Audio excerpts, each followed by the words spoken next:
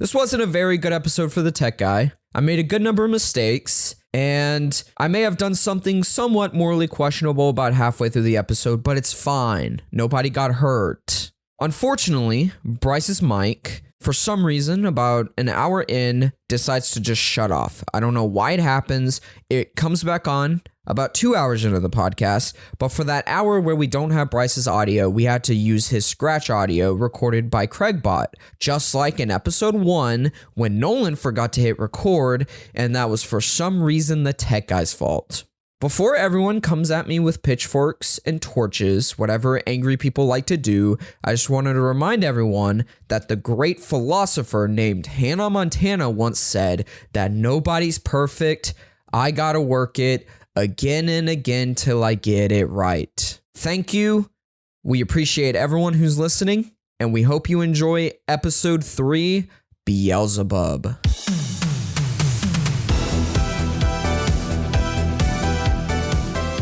Okay, welcome to the Content Crusaders. Wait, don't start yet. I was in the middle of talking. Oh, what do you mean start over? No, there's no reason to start over here. 3, What? 2, 1. Wait. So, Chris, shut up. We're going. What do you mean? Wait, as in, like, why are we restarting? I don't know. Ask Justin.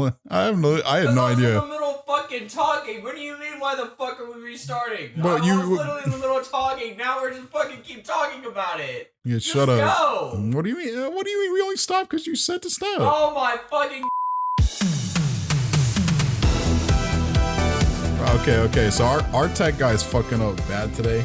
Just wanted to start with that. He hasn't had his coffee. I literally haven't had my coffee, dude. Oh shit, I didn't get it either. You gonna bring it to me? Hey Justin, you gonna bring it to me? Okay. Here, go get him his coffee so we can talk shit about you for like 2 minutes. And Yeah, I'm get fucking it. listening. There you go. All right, well Start. he's not actually here, so you can say it because We're about to start when you do leave. anything. Clearly, we can't start when you here. Okay. All right. Welcome to the Content Crusaders. As we just got done discussing and have to now redo for no reason. Our tech guy is fucking up bad today. He not only lost my headphones and couldn't find the keys to his car to go get them, but also was supposed to give me a flow chart for what to say here and just didn't. And then also was trying to fix a webcam we didn't need for almost 10 minutes. So I think this is like there's the third time in 3 episodes that something like this has happened at the start. So, it's just kind of usual. yeah, I guess so. We're I good. guess that's what we should expect. All right. Now, today we're going to be covering a series called Beelzebub. This was, I'll briefly discuss why I picked this one. The premise of this is mad crazy, in my opinion. I think it's pretty interesting. A big part of this show is that it's kind of almost like, think sort of how like One Punch Man and Gintama, like a little bit of both, but with a weird thing involved that makes it pretty different. It's pretty short also, so we wouldn't have to spend like as much time as I would have some manga. So Is it just like a funny strong guy? Is that that's I kinda. don't know. That's like literally the only thing I can only thing I can imagine. I really like it. You say, like, well, Dude, I you think just he- fucked up again. well, because evidently Justin is Dude. still making some sort Dude, of error. I What was that? I think he like may have like dropped the coffee or something. Dude, that would be- Yeah, that that would be sounds so that's that really sounds like it was. Did you drop the coffee, Justin? No, here it is. Dude, Okay, good. what do you mean no? Okay. All right. Dude, there's literally you can't even see this, but there's literally coffee coming down the side of this, and like Yeah, you can see that. You also can definitely see that. All right. other roommates sleeping in the room next to me when Justin outside my door screams, "Oh fuck!" So I'll see how that goes. Okay. Well, so something we were going to try for this episode, or I wanted to try for this episode, is I got a nice picture here that you'll be able to see on the YouTube version. I want Bryce and Kris, while looking at this picture, and I need to make sure Tech Guy has it so I can't hear them at all. I'm going to leave for 2 minutes, and what we're going to be doing for this segment is you're going to say to each other what you think this show's about based just on this picture and nothing else. And then at the end, we're going to try to play back what y'all said, and we're going to listen to it and see what you said. Okay. All right. I'm going to pull up for 2 minutes. We just thinking. Okay. Okay. You got a timer? Can you set a timer for 2 minutes? Can you do it? I'm going to be recording them. Shit. Can you do it on your phone? Well, I was going to record on my phone. You're recording on your phone? What does that mean? Okay. Okay. So give me my phone. What's your phone? I don't know. It should be in here. Should we start? Like it. What do you mean? I need to set the timer for I'm ready to say stuff. Okay. So Chris, I just assumed Justin wasn't using his phone for anything. All right, Chris, can I go first? Yep. Yeah, sure. Oh, no, Okay. wait. I have to be able to not hear you. Okay. Don't start. Okay. All right. Where am I gonna go that I can't hear them in the hallway? Downstairs. Just close your ears. I guess I gotta go. Go la la la la la la la. All right. Yo, baby's just fucking up your suck my dick push. Oh, don't let me do that. Please. Where should I put it? We're good. This is perfect. Something. Okay. All right. Alright, you go. All right. Okay. Okay, so I think definitely there's a very good chance they're in high school. I think all of these people are either within a club or they All right, boys, don't go yet.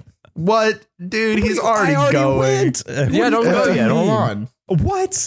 All right. Oh my god. All right, well, 3, 2, 1, go. All right, they're in some kind of club or they like work together and they all like have one specific goal and they're like homies and they happen to be like really strong for some reason, but I don't know like what they're fighting or what they're doing. What's your ideas, Chris? Beelzebub is like definitely a religious like symbol, like the devil.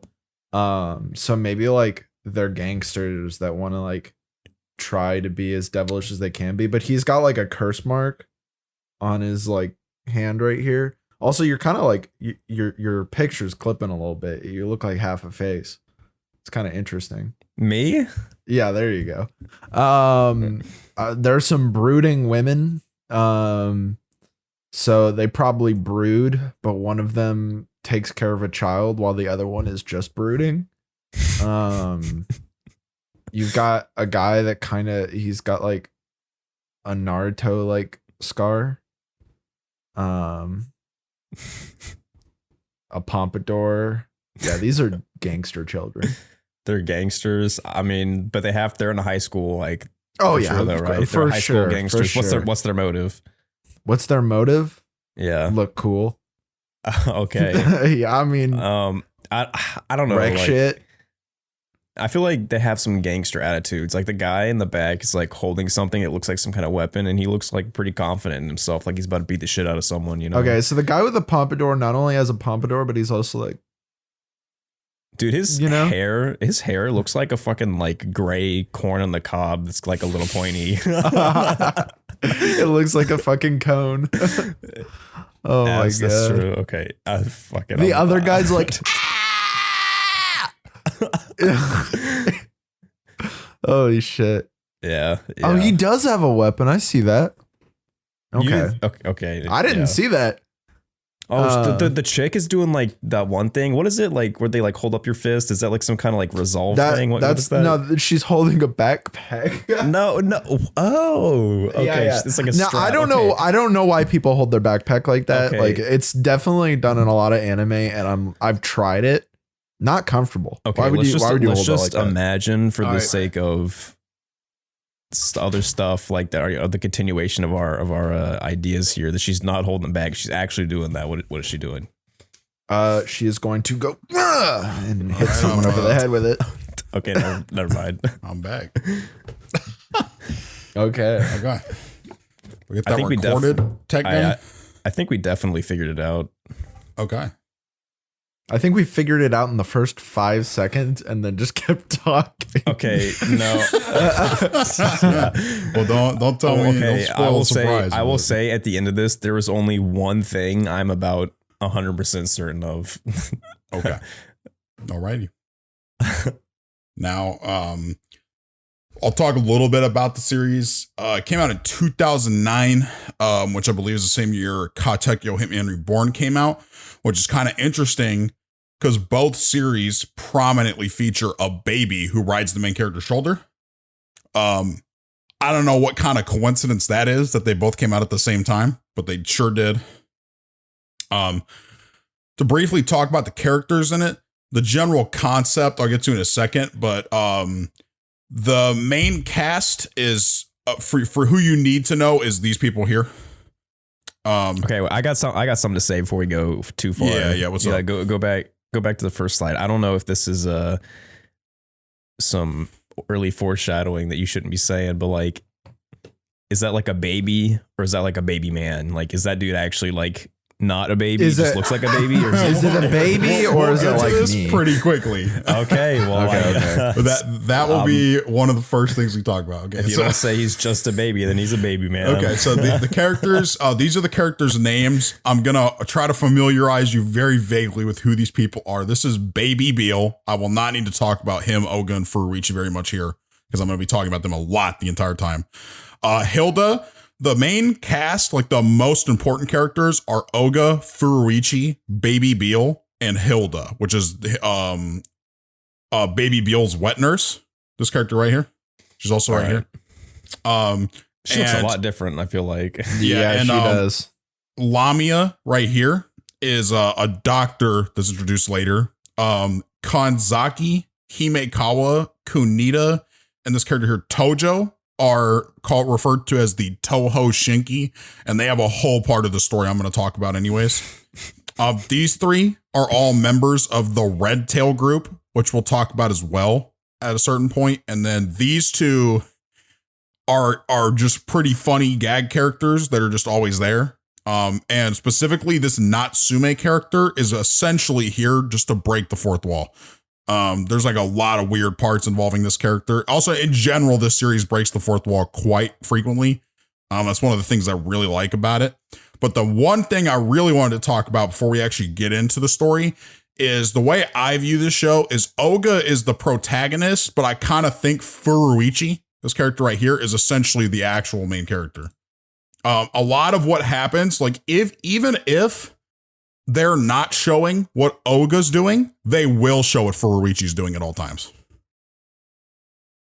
He is like as prominent as the main character, if not like more to an extent almost. Which is kind of weird because if you look at all the promotional material, Oga's front and center, but Furuichi is always in it along with the baby. And so real quickly, I wanted to talk about the show is actually named after this baby. This is Beelzebub the fourth. So they refer to him as Baby Beal. We will talk about Beelzebub the third as well, because he is his father. But now we can kind of get in. We can get into what kind of happens at the start. So at the very start of the series, what happens is Oga is just walking around in a school, which is a school comprised entirely of delinquent students. In the school. Yes, sir. These kids do not even take classes. They literally just go and commit violence to one another all day. Yeah. That is literally all they do. Okay. I love that. And walking throughout the school, he's just beating up people at random. And then Furuichi's like, hey, can we just like go home if we're going to be doing this again? And Oga's like, yeah, sure, let's go. So they walk to this river bank that they go to all the time. It's like one of the main locations in the story. Can you show like the character picture whenever you're talking about all these people? Yeah, so Oga and Furuichi, these two are just chilling, and they decide to go hang out at this river bank that they go to a lot. Now, when they go to this river bank, what's interesting is that they see a man floating in the river. A giant built man, and he is just floating, and they're like, hey, this dude's drowning in this river, dude. We gotta help him. So they go to help the guy. They pull him out of the river, and his body splits in half, and this baby comes out. Now, at the same time that this baby comes out of his body, he crawls out and he goes, "Da." Which, by the way, there's a lot of parts in this show where the baby is going to speak like that. And the characters all understand what he's saying. And there's a lot of parts where they imply what he said. And it's kind of insane because he's like, I think he is canonically 2 years and 5 months old. Like as he's born? Yeah, right here in this form. Oh, okay. For some reason, I thought you were gonna say that like he would say something like "da" and they would be like, "Oh my god, he just said," and then like go on for like a huge like thing. Yeah, they never say exactly what he said, but the way they reply will imply something that he says a lot. Okay. Yeah. And Nolan said, in this form. I know what's coming, bro.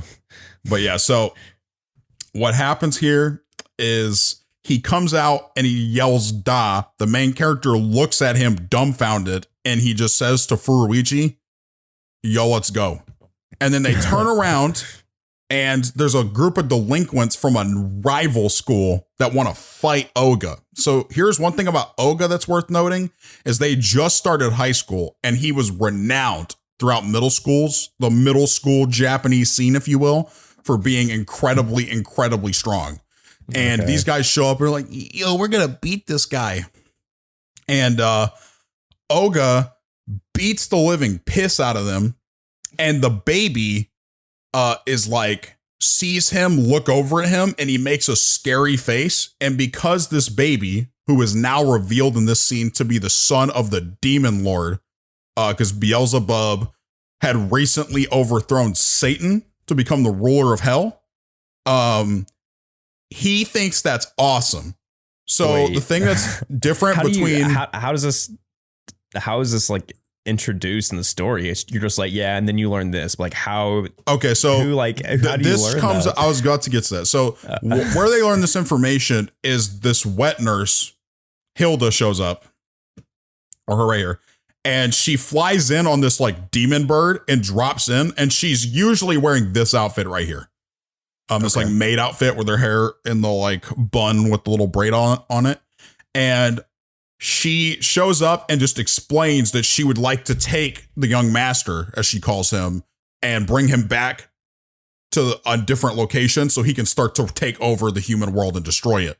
Now we'll get to why they're trying to destroy the human world, but Beelzebub III essentially sent his son, Beelzebub IV, to destroy the human world. And he is a extremely powerful baby who has all the same powers his dad has. Now, the problem with this, though, is he's now attached to Oga because he thinks he's just so cool. And whenever she tries to take baby Beel away from Oga more than 15 meters, he electrocutes everything around him. So they can't pick him up. So what they decide they have to do to Oga's behest is Oga must now raise this child like his own, because if he takes the baby more than 15 meters away from him, he'll die. Okay. So that's the rough premise here.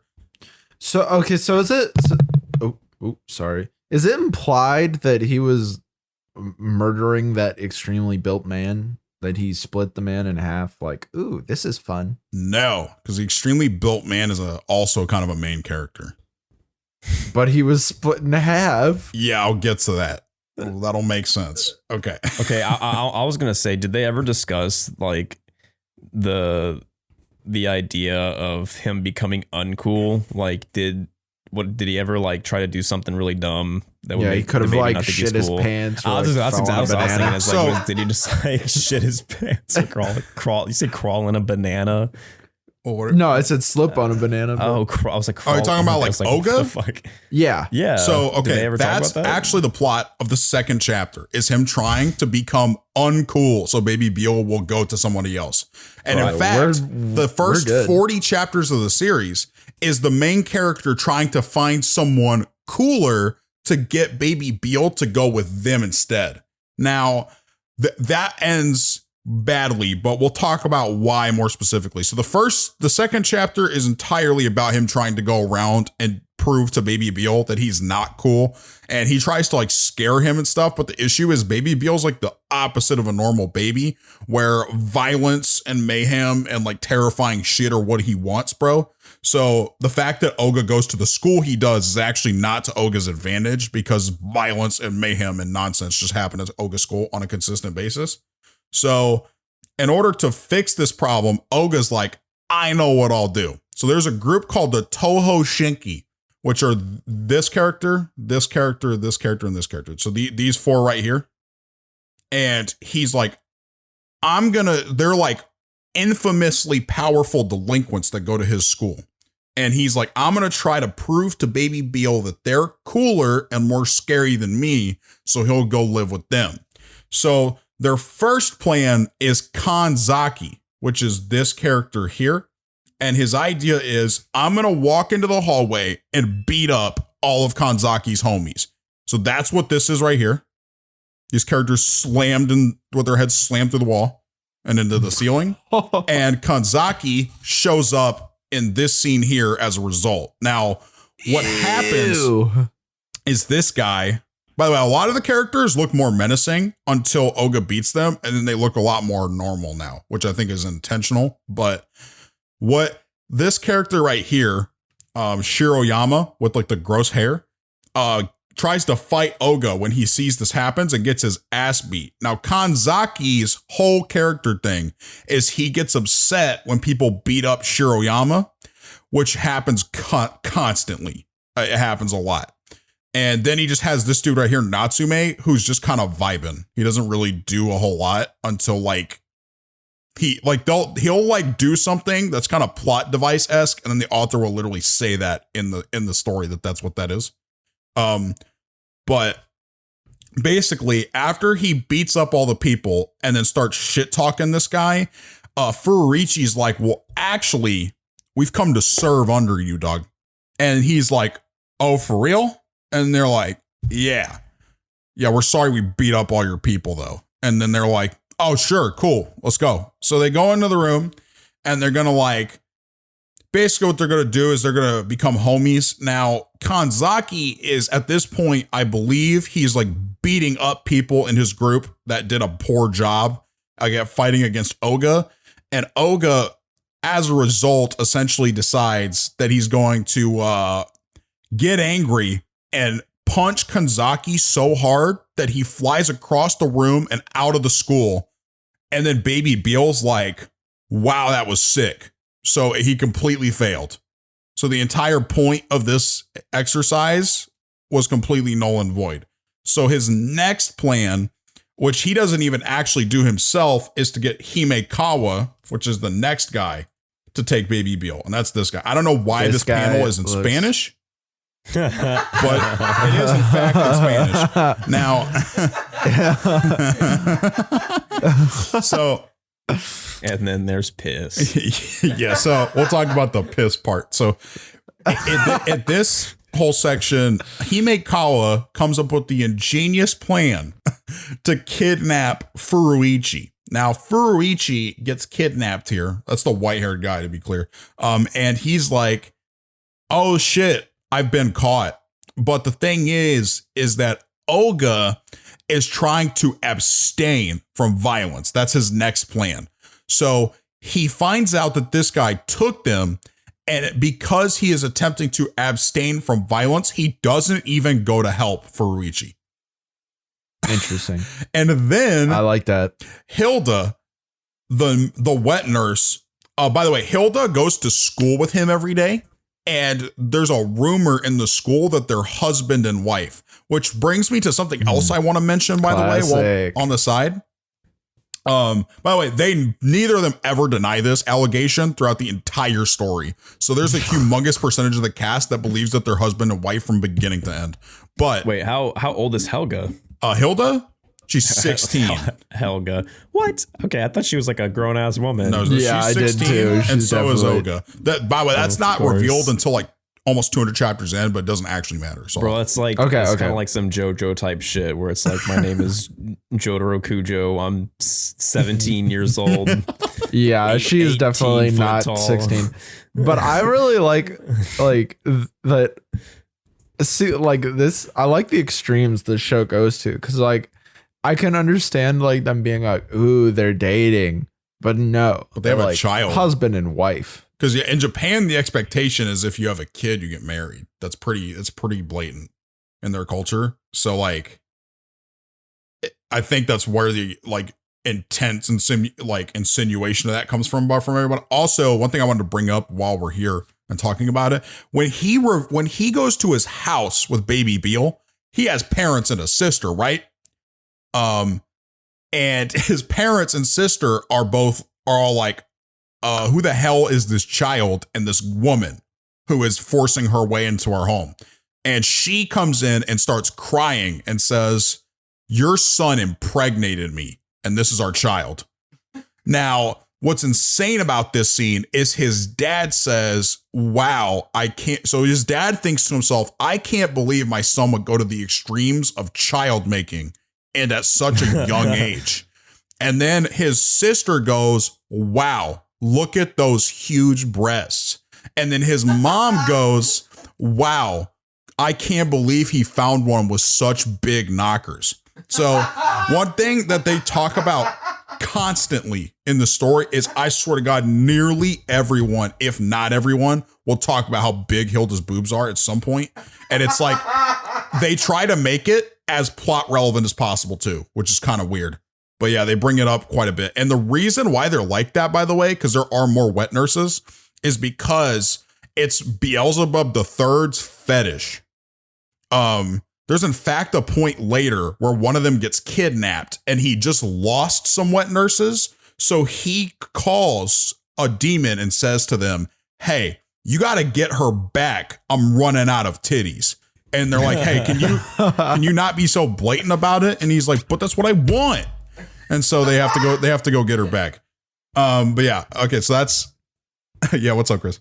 What's the point of not being blatant about it? He is he is Beelzebub. Like, well, that's he what is blatant about why would it. he care about their lives as much as he wants? Like, well, he is pretty blatant about it. It's other people that think it's like unbecoming of him to be that way. yeah, well, fuck them. He is the demon lord. Like, So what I was getting to is basically Hilda allows herself to be kidnapped by Himekawa so she can see if Oga is willing to do what he's supposed to in order to get her back and like to help raise Beal, because she's trying to test his ability to raise him.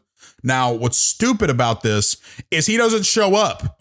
So, oh shit, we'll get back to that in a second. Okay, so she just won't show up. He just won't show up. So they're all in there, and Himekawa's like, so he's really not going to come? And they're like, yeah, I don't think so. And then he stumbles in because of a totally different situation that was going on. And he's like, oh, what's happening here? And he's like, and they're like, yeah, so he kidnapped us, try to get you to come help us, and you just didn't come. And he's like, oh, my bad, Furuichi. Let me help you out. So he helps Furuichi out, and she's just still stuck there. And eventually she just pulls herself out of the confines, because she's a demon, by the way. Demons are powerful as fuck. He couldn't have done that normally. And so then this guy's just like, yeah, I don't fucking understand what's going on anymore. I'm going to leave these people alone. And then he just kind of gives up. So this character, by the way, is incredibly rich. We're talking one of the most wealthy people in the entirety of Japan. And his parents are even wealthier than him, but he himself is incredibly wealthy. That comes up quite a bit. Does he not just like share his parents' wealth or something? Or No, actually, he doesn't. Why is he rich? What is that? That's pretty important, so we won't talk about that. Also, what's up with the tattoos? That is also important, but we won't talk about that yet either. God damn it! He's the third Espada. You see that you 3. forgot the piss. Oh yeah, the piss part. That's my favorite thing in the world. So what happens is he wakes up one morning and his room is flooded. Now, Beelzebub is a demon lord baby, so he does things to an extreme. So whenever he needs to piss, which isn't often, he has to piss hard. So he was literally pissing so hard that he filled his room halfway up and he woke up floating in piss. And he said his first reaction is, why am I wet? He doesn't even care that it's clearly piss. And then she's like, the young master is relieving himself. And he's like, what? Is he going to stop? And she's like, no, he likely will not stop until he has flooded this city. And he's like, is there a way to stop him? And so what happens is the big man from earlier shows up. And he's like, hey, what's up? And then Olga's like, why are you alive? I watched you get split in half. And then he's like, I'm actually just a teleportation demon. And that's how I teleport people, is by opening my body and then closing them in. And then I can open my body back up to release them. Holy and they're like, okay, what? And he's like, can we take baby Beal somewhere so he can relieve himself? He's like, yeah, that's fine. So they go to the coast of an ocean, and baby Beal, he just holds him there while baby Beal just pisses into the ocean for like, it's a long time. It's a couple hours, and then they just go back to his house. Okay, I mean, like, how either like big or like hard is his stream going? Because like, if he's filling up an entire city, it's pretty big. He said hard. It's looking like a hydro pump. I mean, like, okay. When I say hard, I mean like the amount of force his stream is, making. Like, would it kill someone if you were in front of it? Probably. I don't know that it would do that, but it would probably hurt. Okay, I might be biased, but this is awesome. Okay, like you're biased about piss. Okay, so now we got the next part that I want to talk about. So it starts off with the main character going to a park to have his park debut. Now, what he is talking about, which no one else knows what he's talking about, is he wants to go to the park with baby Beal for the first time and introduce Beal to all the other little children. And baby Beal doesn't really like that, and neither do the other children, because Olga is horrifying as a human being. So he just keeps scaring them. So that's what this picture is. He just keeps terrifying all the other kids, so they don't want anything to deal with Olga at all. So he eventually gets really bummed out that he fucked up his park debut. So he's sitting there on the bench all depressed, and a girl walks up to him in a bucket hat with her own little kid, and she's kind of getting like shit on because she dropped the kid. I'm pretty sure is what happened. And then they're all like getting mad at her, and so Olga starts talking to her, and he's like, I think it's kind of messed up that they're telling us about how we're raising our kid. And she's like, oh, is that your kid? And he's like, well, no, it's not my kid. To be honest, I don't really want to raise this kid, but I have it. And then she's like, okay, whatever. And then he figures out her name, and then she like leaves, and they go their separate ways. Now, during this interaction, she starts to like really like him for seemingly no reason. I mean, there's no positive trait about Olga almost at all. He's kind of just a whack person, but he's a nice father. But he's honest. He said this isn't my kid. I don't want to raise it. I mean, there's nothing that he said so far that has insinuated that he's a bad guy. He abstained from violence to the point of not helping his friends. Okay, something because it would like what's up? That's commitment. Something I just thought of is, so his school is like the delinquent school. Everybody fights each other. But you said that at the start there was like another rival school gang or whatever that wanted to fight them. Are all of the schools just like fight clubs, or is it just their school, and there also happens to be just another school where there's other people that just hate them for some reason? There are a lot of other schools of people that hate them, but particularly people hate their school because a lot of really well-known delinquents go to their school.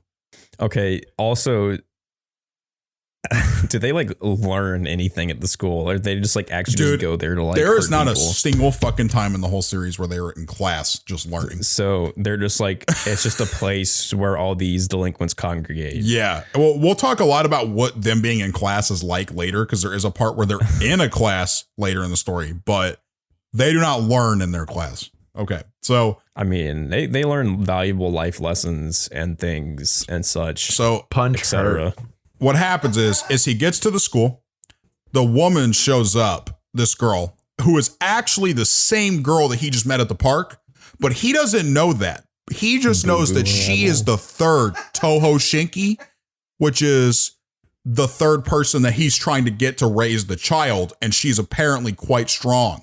And he comes up to her, despite her liking him, and just says to her, and he has no idea this is the same person, by the way. He actually never finds out in the whole story that it's the same person. But they meet in both ways multiple times. And he just says, please become the mother of this child. Yeah, what's up, Kris? Okay, how did he not like actually see her physically the first time? Well, she had glasses on, Kris. Oh, I'm sorry. I mean, yeah. How could he tell? I mean, yeah, I mean, she looks completely different now.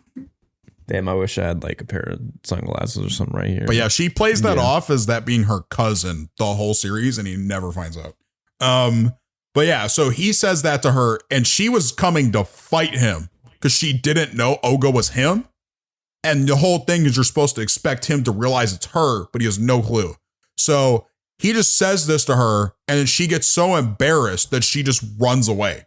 And all of her homies, which are these three people up here, are like, what the fuck just happened? What's going on?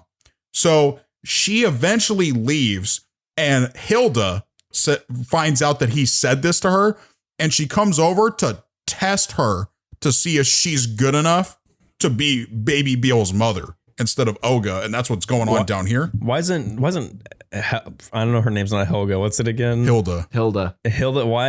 Why is Hilda not just be that thing's mother? Like, because already the mother. She basically can't just get him away from Oga, and because she can't do that, she has to find some way to get him into attached to someone she thinks is more suitable instead. But doesn't that make this test like irrelevant? Like if baby Beelz doesn't care? Well, baby Beel does care. He's just not finding. They're just not finding anyone better. Okay, so baby Beelz is like, okay, if there is someone stronger, is there someone he would just go more deviant? Okay. So is she only following him because she wants to find like a new host, I guess? Yeah, she's trying to kind of either prove he's good enough or get someone else too. Okay, I was thinking like, I feel like if she is not a fan of Oga, that becomes more clear later. But yeah, okay. Well, that's kind of bad for their marriage. Yeah, that is pretty not good. But that's a pretty typical American marriage these days, from what I understand. So, yeah. But yeah, so what happens is this group called MK5 shows up. MK5 is a group of incredibly dangerous delinquents that go to their school that get off-screened by Oga a panel or two after their introduction and don't show up again for a little bit. Now, during this whole part, their MK5 gets so mad that he fucked them over that this dude here, Miwa, who is upset that Kunita, this character, is the strongest woman in the school because he wants to be the strongest woman in the school, tells the MK5 to go and beat up all of her like subordinates so that she'll get mad and think Oga did it and try to go fight him. Now, this is a terrible idea, one, because he just doesn't understand how broken Oga is, because Oga would just win against her anyways. And two, the bigger issue is that her like posse is not that whack. So like it ends up being a much more of a hassle for them than they thought, but eventually they do lose to the MK5 group, and then she meets Oga on the ceiling and she's like pissed as shit. And then they find out because this character just appears on the rooftop and says, "My plan has come to fruition." And then Oga looks up at him and says, "What plan?" And he explains it to them, and Oga's like, "Oh," and then just beats his ass. And that ends the conflict. I like when you said that you were explaining how her friends or whatever, her subordinates, like, were not as weak as he thought they were going to be, and you said they weren't very whack, or like not as whack as he thought they were going to be. Yeah, I imagined like this person's like posse, Miwa, Miwa. Yeah. Miwa, like his posse coming up and being like, I'm sorry to tell you this, her posse, it's not that whack.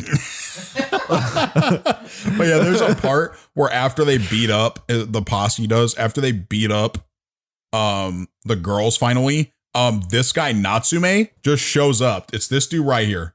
He just walks up to them and just beats all of them alone easily. And at this point in the story, you're just like, what is going on with this character? Because he kind of just chills there and does nothing, and then just randomly sometimes will just beat the shit out of really powerful characters for just seemingly no reason. And it happens multiple times, and I'll get to like something involving that happens eventually.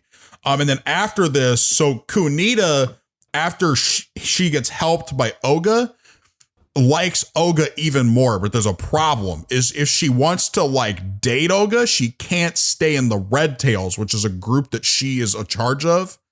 Because if she were to do that, what would happen is she'd be breaking their number one rule, which is that you can't date anyone. So she just quits immediately. She's like, I'm done. And then she makes Nene, which is this character, become the leader instead. Damn. Do you like the Nene? Yeah, that's pretty good. Nene. Are you sure it's not like Nini, or is it? That's is definitely it literally Nene. just Nene? Yeah, Okay.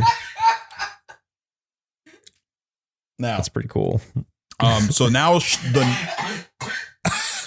Nene is in charge, and Kunita has quit so she can eventually try to date Oga, despite the fact that she will never ask Oga to date her ever in the story. I'm just gonna spoil that now. Now, I mean, that's kind of like expected in Japan. that's par for course, yeah. Now, what happens next is what I call one of the biggest shade moments ever. Oga fucks Furichi over, bro. So Furichi is on a 5-star vacation with his family, and he is just chilling on the beach, looking at all these hot chicks, and he's just vibing. By the way, Furichi is a lecherous fella.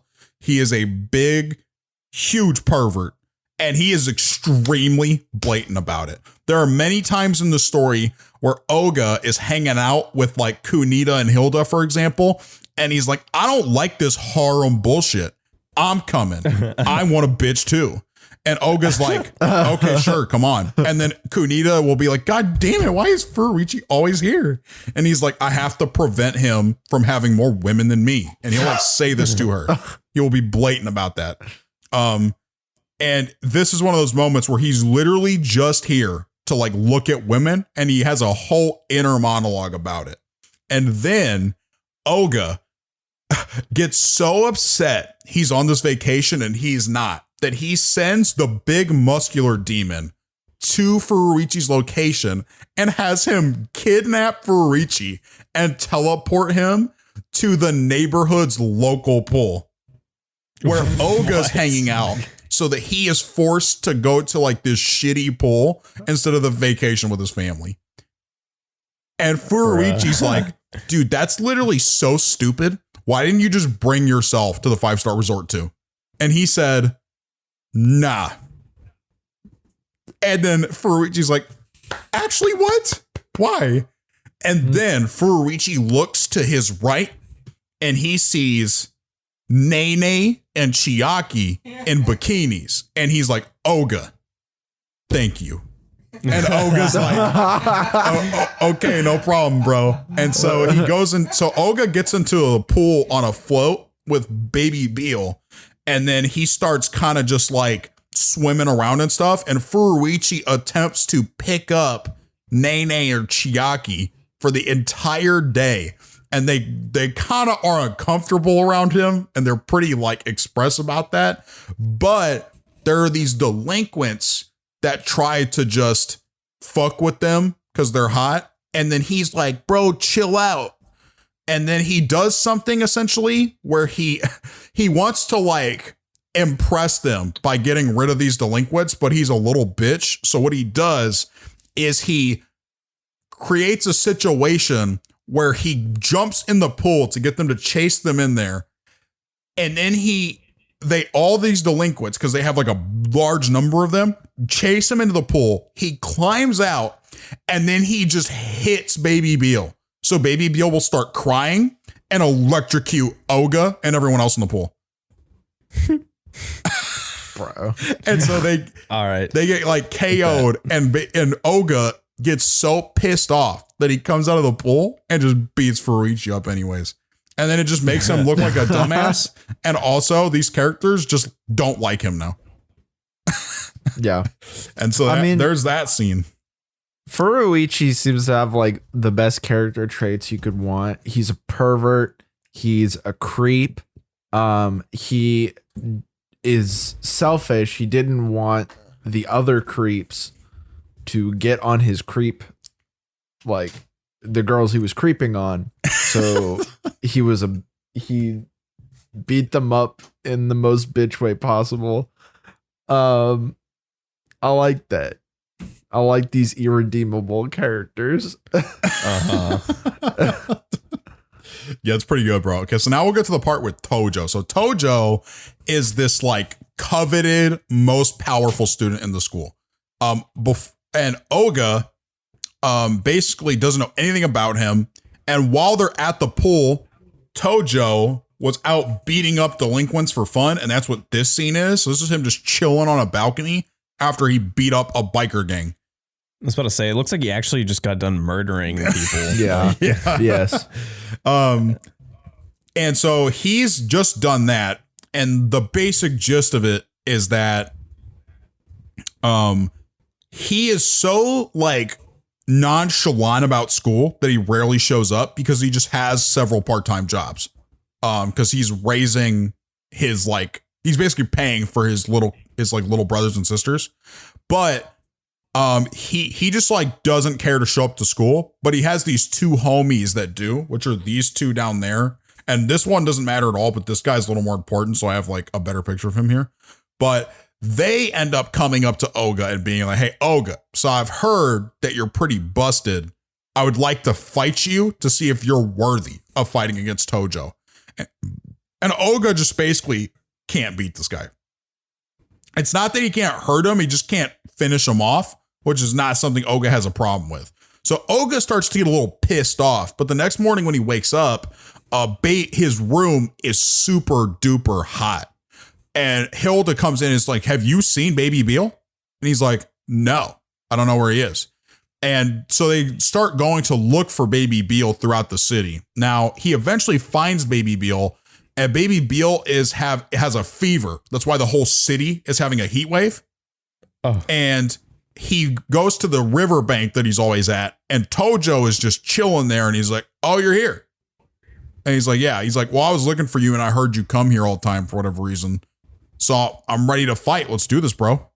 And Olga's like really confused by this, but then he sees Baby Beal is on Tojo's shoulders. And so he immediately thinks, well, that's kind of grim, but also perfect. This is exactly what I wanted. Then Tojo comes over and he's like, well, actually, I'm gonna just leave. And Tojo's like, are you a pussy, bro? What? And he's like, what'd you just call me, dog? And he said, are you a pussy? Or are you gonna chicken out? And then his homie right here, the dude with the sunglasses, is like, bro, you'll beat his ass anyway, Tojo. I don't really think it's a big deal. He doesn't want to fight you. And Tojo's like, nah, it is. I didn't know this. The Olga was a silly little chicken. And then Olga gets so mad that he's like, how about this, bro? We're going to stand directly in front of each other and just take turns punching one another as hard as we can back and forth. And he's like, God, bet. Also, worth noting, in a scene before this, Olga got a fly symbol, which is the Beelzebub symbol, on his hand in the middle of a fight. And that's like what this is right here. And in the middle of the fight, he notices that Tojo has the same thing on his shoulder. So he's under the impression that Tojo has Baby Beel's powers running through his body, which is something that Oga just learned how to do. He's like, holy shit, how do you do that so quickly? But what happens is they're just like punching each other really hard back and forth for a little while. And Tojo's like, you know what? I think I've got the gist of this. So he punches him so hard that this happens. So this picture right here is Oga's perspective. Because he's so high in the sky that you could see the whole city from his vision. Okay. So he punched him that hard. And then Oga's just gets like KO'd. And then he just stands up after he hits the ground. And Furuichi is already at his location because somehow he can just do that. And he's like, fuck, dude. I just lost. And he's like, yeah. And he's like, I gotta beat that guy, bro. And then Furuichi's like, isn't like the whole point to like get rid of the baby? And he's like, Furuichi, you don't understand. I am a he man. called me a pussy. Okay. I can't just lose to this dude, bro. So he's like, I'm a man first, a father second. So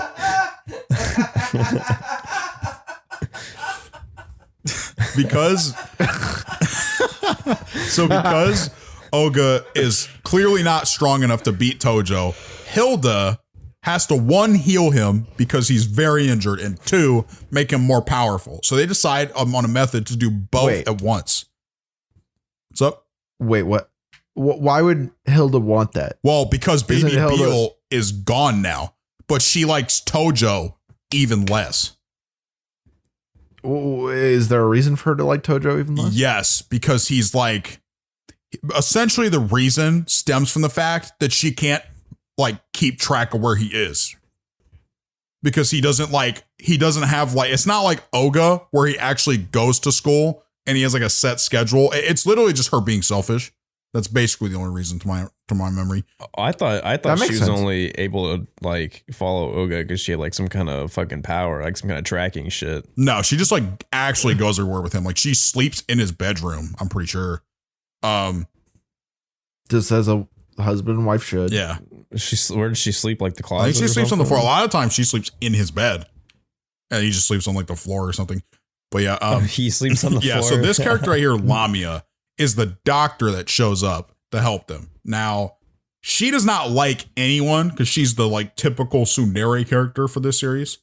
And in this whole sequence of events, she puts Oga to sleep and gives him this like sort of like treatment that if he succeeds, it will 1, strengthen his ability to bond with Baby Beel, which he is of the belief he'll need to do to beat Tojo, and 2, it'll heal his wounds to an extent, but not like all the way. So what happens is at this point, while this is happening, Kanzaki and Himekawa run into these two, Tojo's homeboys, and they get their ass whooped. And they get extremely angry. So they start gathering the student body to come attack Tojo because the underlings of the other 3 Toho Shinki all just work for Tojo now, but Tojo doesn't even know that because he's never at the school. So they're just doing all this shit, like these acts of violence, and saying Tojo wants them to do it, but Tojo literally just doesn't care. He just likes to fight people and have part-time jobs. So and have part-time jobs. So when they get to, what's going on though back at Oga's house is he is tripping balls in his sleep. That's what this picture is. And he's just walking around this like plane of existence he doesn't understand. And all these like crazy things just keep happening. So there's this part where like a giant animal with Furuichi's head comes up to him and tries to eat him. And then he sees these 2 trains racing each other. And they have Kunita and Hilda's faces on them. And he's just like dead ass terrified. But eventually he finds this like basically crop circle looking thing with Baby Beel in the middle. And he essentially just has to like through sheer willpower, just force his way to the center and pick up Baby Beel. And then it breaks the dream and he comes back to the real world. And he feels good enough to go fight Tojo now. And they're like, "Why, you're fucking stupid. You should not feel good enough to go do that." And you're like, too bad. And he just starts heading there. Yep. So he's already on his way there, and the other kids start showing up to the school too. And when he gets there, these two are already fighting these two again. And then they're like, well, let's pull out the posse. So they pull out the entire like group of people. And by the way, Tojo is just at the school because he's under the impression that Oga is supposedly might show up and fight him again. And that's what he wants. Now, what's kind of weird about this whole scene is there's a part where Kunita and her girls show up, and one of her girls has real actual pistols, like guns. And one of them has a chain scythe, and she has a giant spear, and they just start fucking up everyone. And these two right here are like, oh shit. We need to get out of the way, bro. So these two are very like not powerful at all.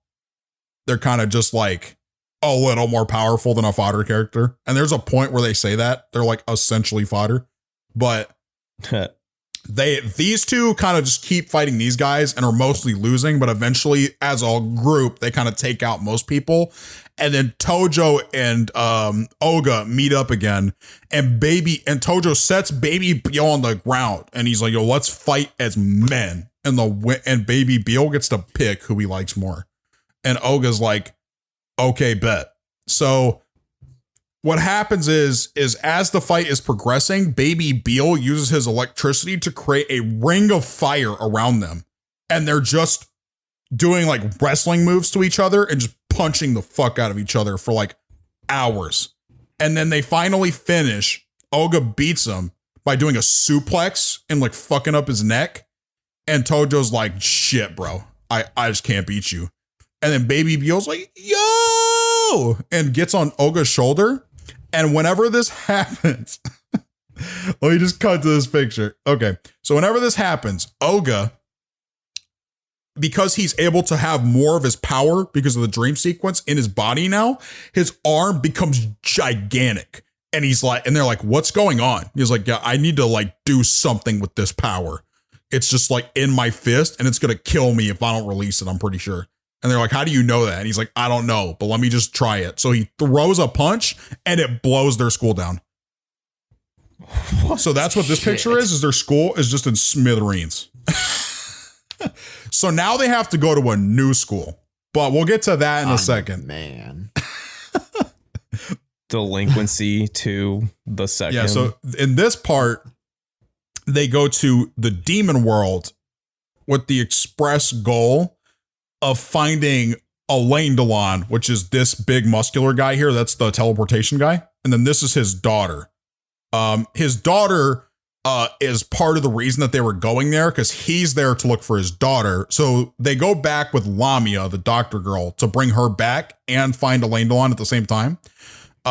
When they get there, though, Elaine Delon is stuck in a tree and he just dies. And they're like, what? Why'd he just die? And so she's like, well, in order to get out, we need to find his daughter. She's the only way we can escape now that he's dead. And they're like, well, that's fucking awesome. Well, let's go look for her. So Furuichi gets kidnapped by some demon world bandits and is inside of a cell. And in the cell, he sees his daughter, because and so he eventually escapes, gets to outside of her cell and starts talking to her. And the only reason he's even doing this is because of how hot she is, essentially. There's even a line here where he was talking about how he didn't care about saving her. And then he sees her picture and he says, Oga, a fragile lady is at risk. We must go because she's attractive. Is that where he says, I'm a exactly. man? That's that scene right there. Yeah.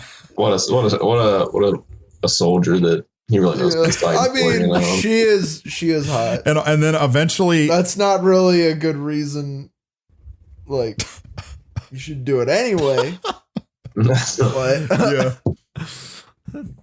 Also, nobody in the public has any idea what happened to their school. They just have no fucking clue.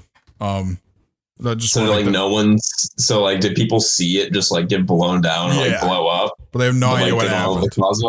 Okay, I thought you meant like it just like was like that. And everybody's like, what happened? Yeah, no. It is like well known that I'm glad no one was inside. Yeah. Just no one was there. It was nighttime. That's the main reason. Okay. So then this giant demon starts trying to attack them, and Baby Beal in the demon world is even more powerful. So he turns into a giant, and he has like a kaiju fight with this humongous monster. That's what's going on here. This is the Baby Beal kick. Also, any of his attacks in this form are just called like Baby Beal, then literally the action he's making, and that's it. Baby Beal, United States of Smash. But yeah, so Beal beats this guy up. They save his daughter, and Furuichi is like, I cannot wait to go inside her so I can teleport. Because Elaine Delon opens his body and he has to go inside him to teleport. And Elaine Delon clearly derives pleasure from it. So that's why Furuichi says that. And then as soon as that happens, he goes into the room to ask her to teleport them back. And then she says, well, actually, my father just arrived to take y'all home. And he's like, I thought your father fucking died. And he's like, no, I was just fine. I just like got out of the tree. And Furuichi gets so fucking depressed. And then he's like, let's just go home. And then he goes back to his house. And Elaine Delon is like, hey, Furuichi. And he's like, yeah, what's up? And he's like, so I've kind of just been living outside, you know? Can I live with you and your family? And Furuichi's like, what about his, daughter? No, you can't. You can't live with my family. And he's like, well, I'm going to ask them anyway. So they come inside and his dad asked them and they asked his family and his family's like, that's so sad, bro. Welcome into the family. Wait, it's so sad that he lives outside or that he wants to live with them? He wants to live with them because he has just been living outside. Okay. But he could go back to the demon world with his family. He can live with his daughter. Chris, listen, okay. He has to be there to teleport them around, okay? He has to be there because he's a vor fetishist. Is he like loyal to Baby Beal? Is that why he like wants to do this for him? Yeah, most of the teleportation demons all work directly under Beelzebub himself, and he is one of those. There are others. There's one other in particular too. I'll talk about as well. But yeah, so basically, Furuichi now sleeps in the same room with Elaine Delon every day, and he hates it. He does not like it, but Elaine Delon has a crush on him. I would hate that too. Wait. Whoa. Okay. Nice. Yeah. So that's a thing going on for most of the show. He's like, I'll take you anywhere. Get inside of me. Does he go to school with them? Eventually. Yeah. I knew it. So this is, by the way, is their class assignment. So they quote unquote randomly selected students to go to random schools. They're in class. And this is their classroom, by the way, is literally all these characters plus Tojo's two buddies plus a character I've not mentioned till now for good reason. Good Night Shimakawa. Okay, so Good Night Shimakawa is a delinquent that goes to their school, and they'll cut to him in important scenes and say, so what do you think, Shimakawa? And he'll just salute and then say, good night. And that's everything he does throughout the whole show. Does he like go to sleep afterwards? Or does he just say good night? He just says that, and then he winks, and then they cut away from him. And he is in the whole thing. He is consistently in the story. This manga is honestly like God tier. Like, what the fuck is that? Also, like MK5, and there's a volleyball match. Yeah, we'll get to that. So, and also the whole part where they're like doing the whole thing with MK5. Those characters are actually also in their class. The fodder guys, they just get fucked up all the time. And that continues to be their role, is to get their ass beat. But yeah, so now here we have. Oh no. They go to Saint Ishiyama, which is the most prestigious school in their district by a lot. What? And How many schools are in their district? quite a bit. They live in Tokyo, so you know. Okay, yeah. Ishiyama. Actually, they live in Ishiyama, which is near Tokyo, but yeah, it's in the Tokyo area. Now, Ishiyama, Saint Ishiyama, has a group called the Six. I think it's something Knights, the Six something Knights, and they're the members of the student council that are the most renowned students in their student body, and they're all the best member of some club at the school. Now, what's important to note is that they cannot get in trouble for doing anything at their school at all. Like those people specifically, Those or like six. just okay. And the reason that's relevant is because they hate that the Ishiyama students are there. So they just like try to fuck them over because they don't like them. Now, what's worth noting is I want to bring up this character right here. This guy's name is Kazu. And Kazu is Oga's biggest fan in the world. And he wants to become just like him. And so he comes up to Furuichi and Oga and says, yo, Oga and Furuichi, his great general, can I follow y'all and copy everything you do? And Oga's like, no. And Furuichi's like, Oga, listen, this is a huge plus for us. We just let him, we can just get him to do stuff for us. Yeah, what's up, Kris? Okay, is Furuichi just saying that because he's like, ooh, I'm a great general? Kind of. But yeah, he's referred to as Oga's great general often. God. And Oga goes, he's not even like, what are you talking about? Because he calls him Furuchin, which is a weird nickname, but that's what his nickname is. And he's like, he's just Furuchin. I don't know why you're calling him that, but okay, if you're gonna follow us, whatever. So he then goes to the school and he goes to his childhood friend, Kazu does. And he says, dude, they're letting me follow them, dude. I'm so excited. And she's like, dude, can I come too? And she's pretty attractive. So Furuichi's like, you're good. So now they both just kind of go around and watch everything Oga and Furuichi do.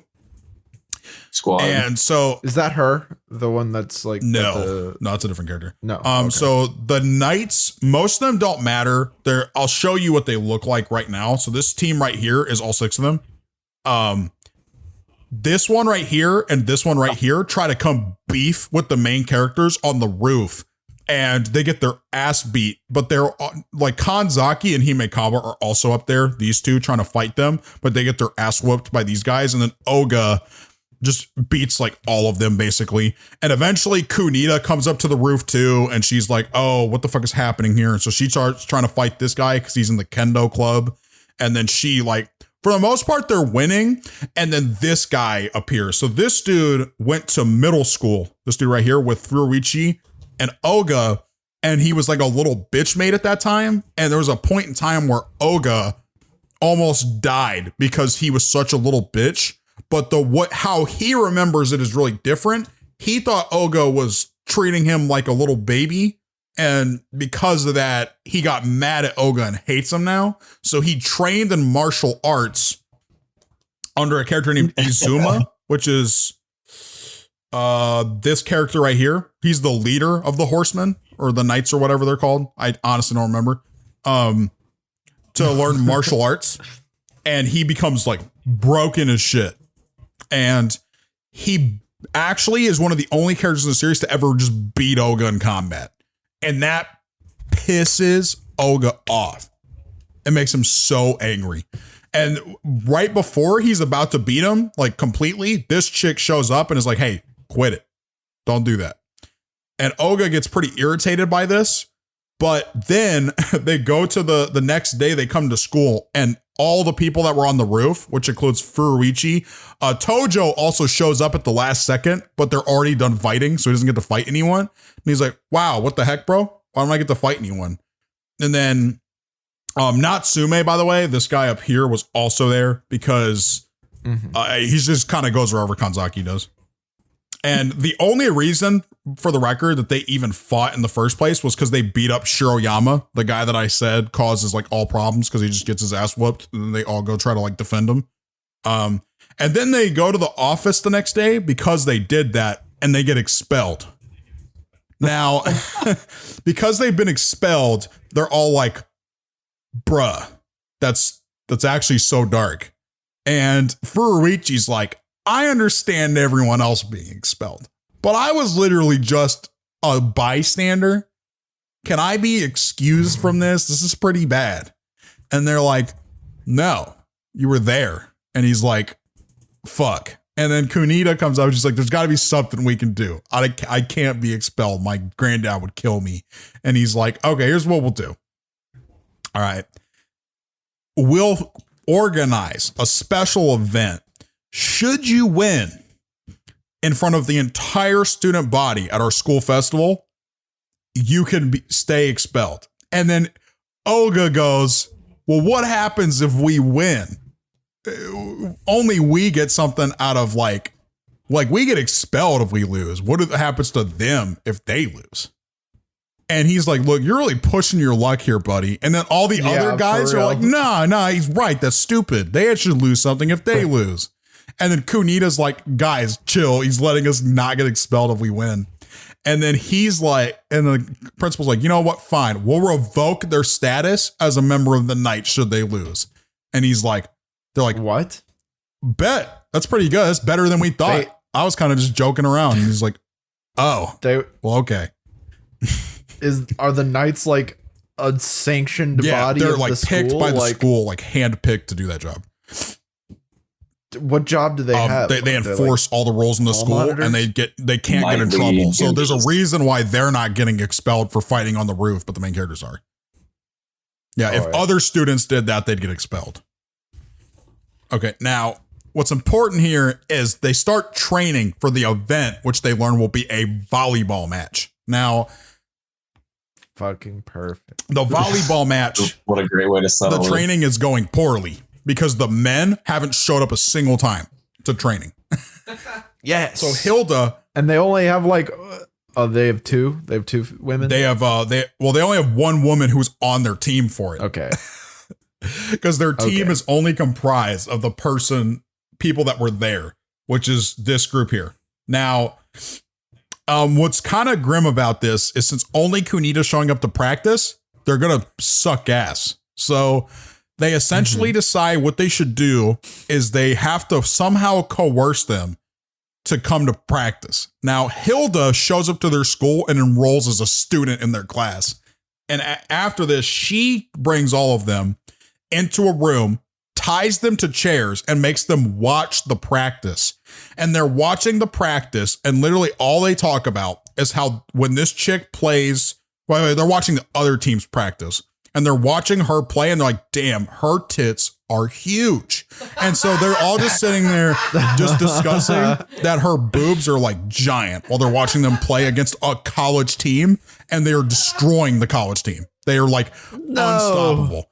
And then because they're getting their ass whooped, they eventually go like, she goes, this is not working. So she plays another version of the exact same game where she really poorly dubbed over them calling out to each other in the match, them making insults towards this group of 5. And they're like, we will not stand for that.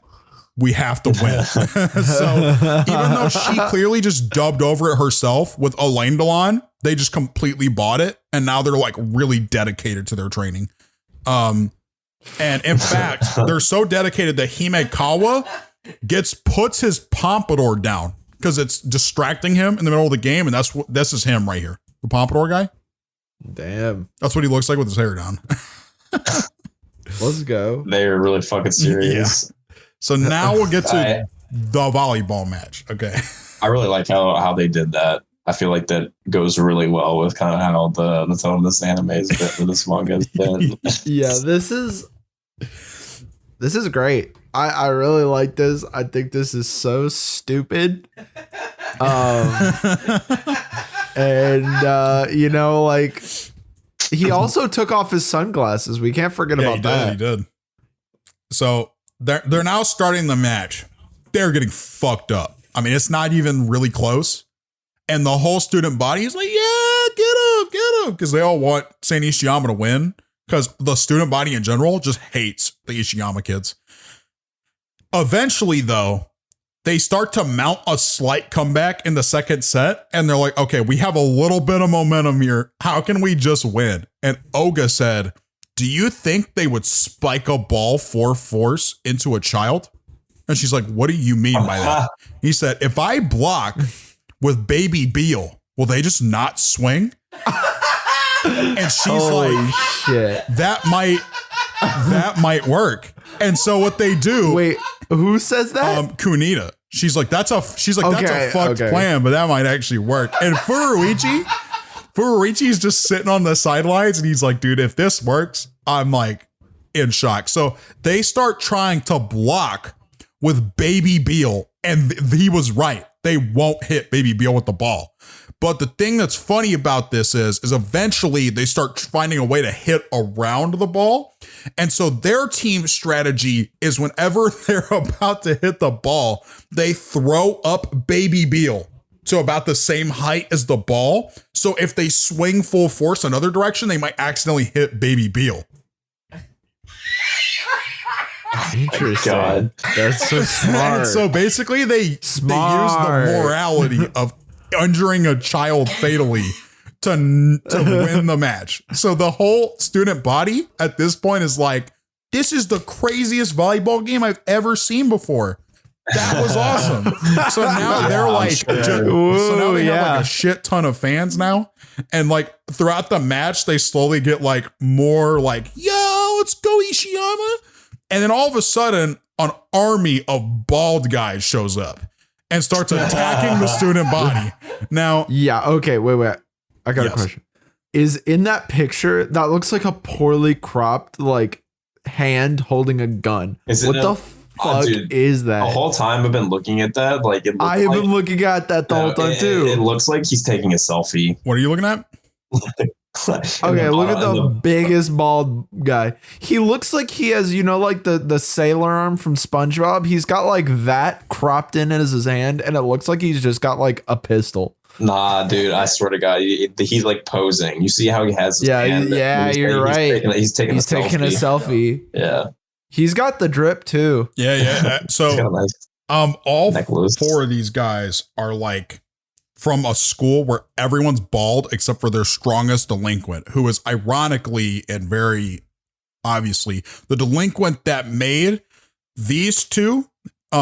Miki is this guy's name, by the way, and Oga start beefing in the first place. And he shows up and he's like, I'm gonna take over the school. There's nothing you can do about it.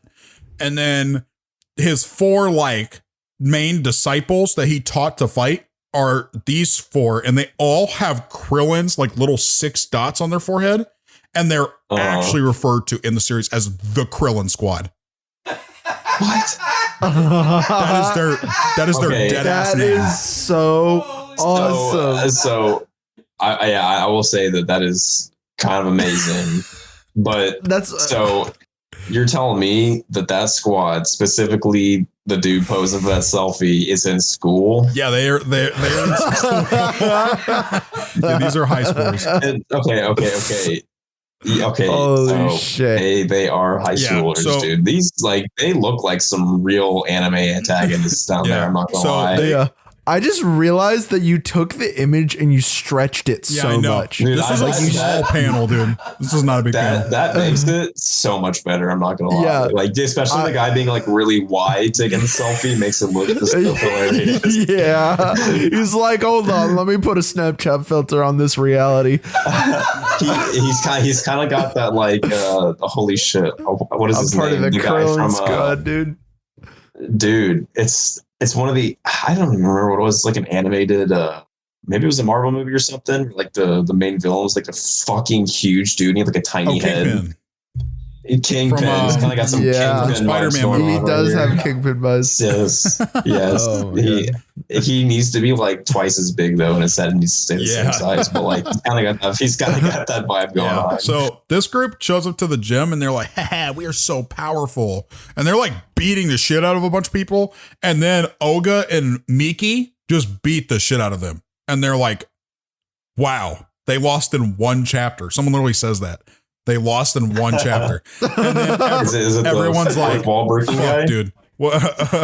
And then their leader is like, I'm going to fuck you up, Oga. And Oga's like, really, bro?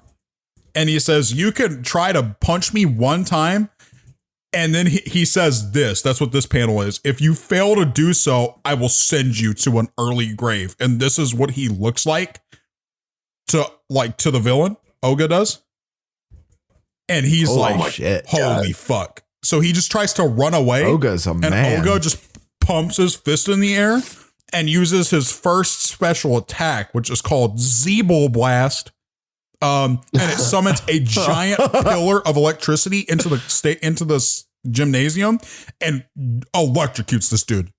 And all the students are like, whoa, that's amazing. And they're like, and then the leader of the student council, this guy right here, is like, fuck. It's not good that they saw that. That's kind of crazy. Because he actually, we'll get to why this is the case, but he actually knows what demons are for a specific reason I'll get to. But he's a nerd. In general, it's a bad thing that the whole student body just watched him summon a pillar of lightning from the sky. But yeah. Well, fucking course the whole student body is going to start researching the dark arts afterwards. Everyone's going to be fucking like sacrificing people and shit like that just to get a vor demon to bring them to some other place. When you said our bald friend here got electrocuted, do you mean like he got zapped or like he actually like died electrocuted? No, he's like charred, but he's alive, I think. He never shows up again. If he died, it wouldn't make a difference. But charred and not dead. Okay. Which person was it? Wasn't it the guy who Miki and Oga was beefing with? So it was the dude. It was squad? A different guy. I didn't even show him because he's like so unimportant. But yeah, that's the person who gets fucked up. These four, by the way, are all fine. The Krillin squad is not done with yet. Okay. Oh, now, good. Let's go. Let's talk about Master N. So Master N shows up in this next part. They're chilling at the school. Gamer. And Kunita comes up to Oga behind the school. She asks him to come behind the school and talk to him. And all of her girlfriends, by the way, are like, it's time. She's gonna ask him out. And then she just asks, what the fuck was that you did in the gym? What was that bullshit? And he's like, oh, so Baby Beal is the Demon Lord's son. And Hilda's like, what the fuck was that, Olga? You can't just tell people that. And she's like, oh, who fucking cares? She already knows. And she's like, and she literally passed out from shock. And then Hilda's like, see, I told you. And then Furuichi, by the way, is every scene I'm talking about with Oga and Furuichi's just in too, by the way, almost every time. But Furuichi's like, yeah, Oga, that was kind of fucked up. Like, you didn't have to lay it on her like that, you know? And then this girl shows up. This girl right here with the stick, her name is Yolda, and she is Hilda's twin sister. And her design is almost the same, but she has a ponytail instead of the bun, and she has like mesh in her like outfit, so she has like the boob window, so to speak. You know what I'm saying? She's got the inner boob, but they look exactly identical. Other than that, I see someone in the back is wearing what looks to be like a bikini top. Yeah, that's Sachira, and then this is Isabel.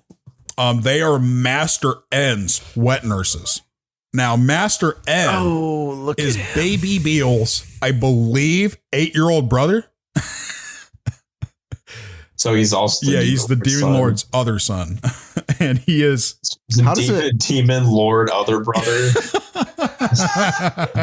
How does it feel to be like the older brother here and not be the name like the junior? Yeah, I know it's kind of weird. I've thought about that before.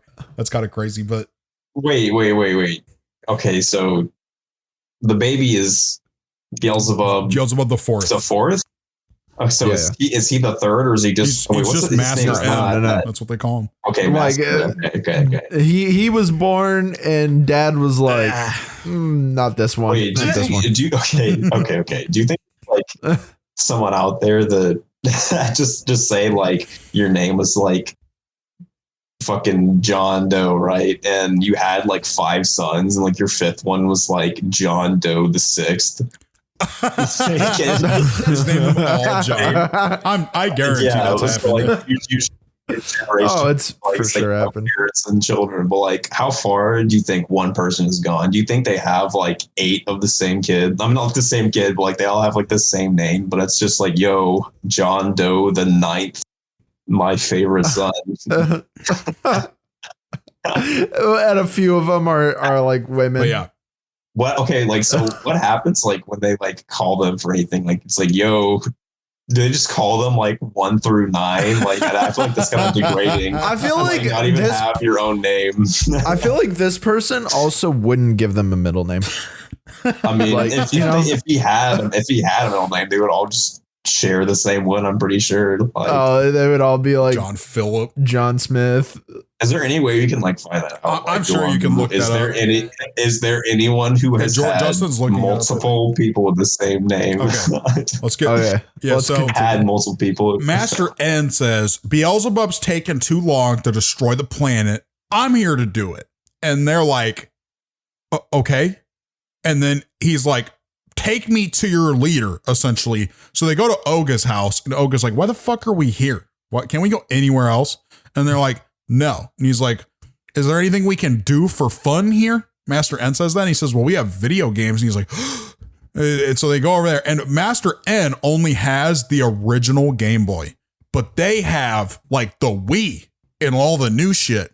And he's like, whoa. So he starts playing all the games, and he's like, dude, this shit is way better than taking over the world. So he dips with his mates to just go play video games all day.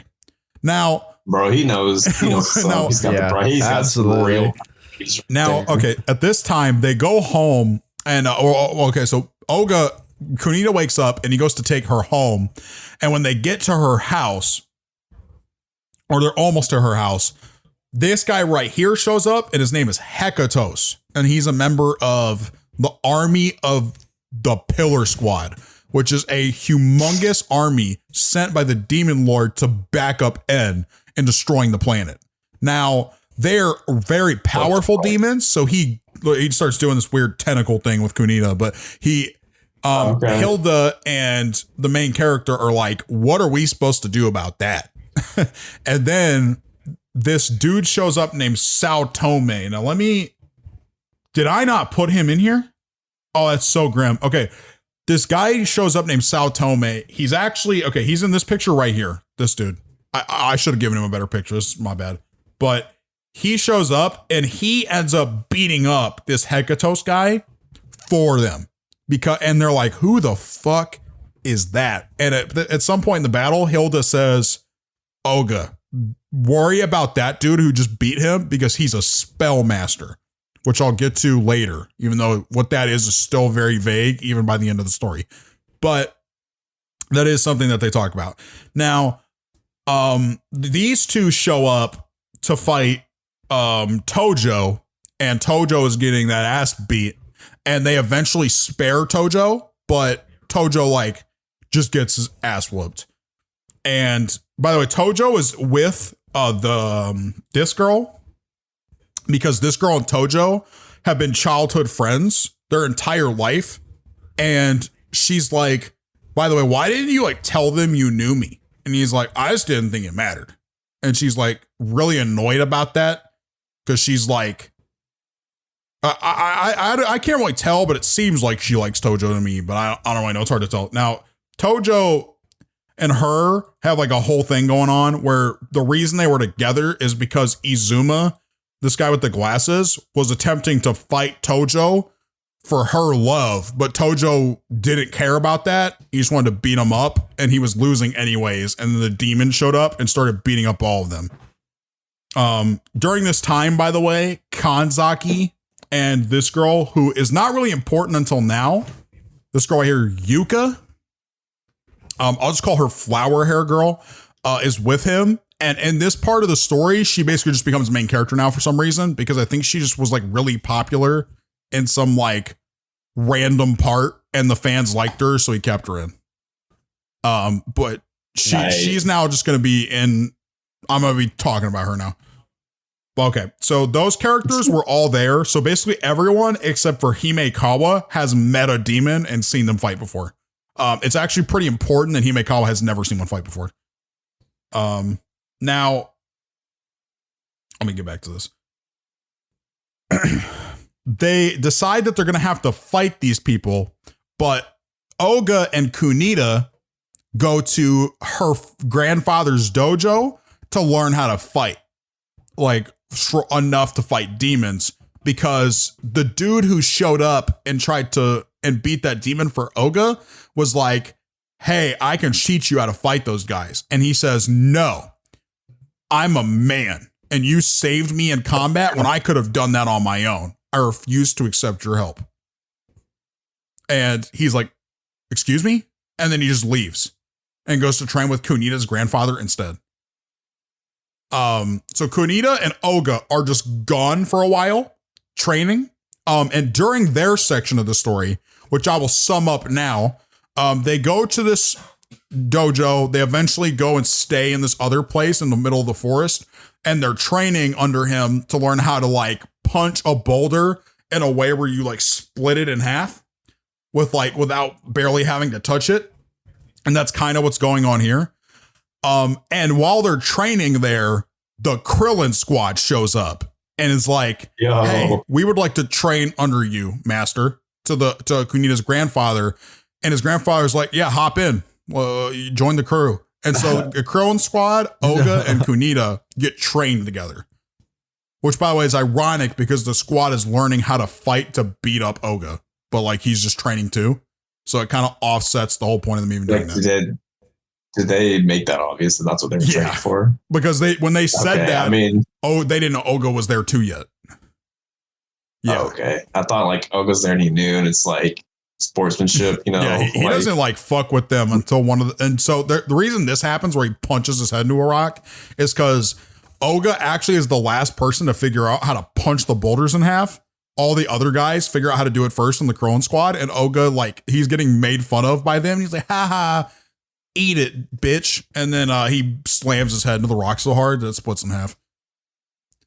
And then Kunita's dad, granddad, is like, that's not what I was trying to teach you, but that'll work. So you're good. It's definitely a lot worse for your body. Well, I mean, he didn't like hit the rock. He like hit the guy. He slammed his head as hard as he could into the rock. Yeah. It's good. You know, that's like probably the least toll you can put on your body is punching to someone's head. In this part, Kunita's compared to nephew. You remember how I mentioned that Kunita was the chick in the park who had like a baby on her shoulder? That was actually her nephew. And right here, you see this fella. This is Coda and Baby Beal. And they're racing in this scene. And Coda looks back at Baby Beal like this. And he's like, I'm better than you. And Baby Beal gets like upset. So the whole show, these two like beef with each other. And they don't ever talk, obviously, but they just hate each other.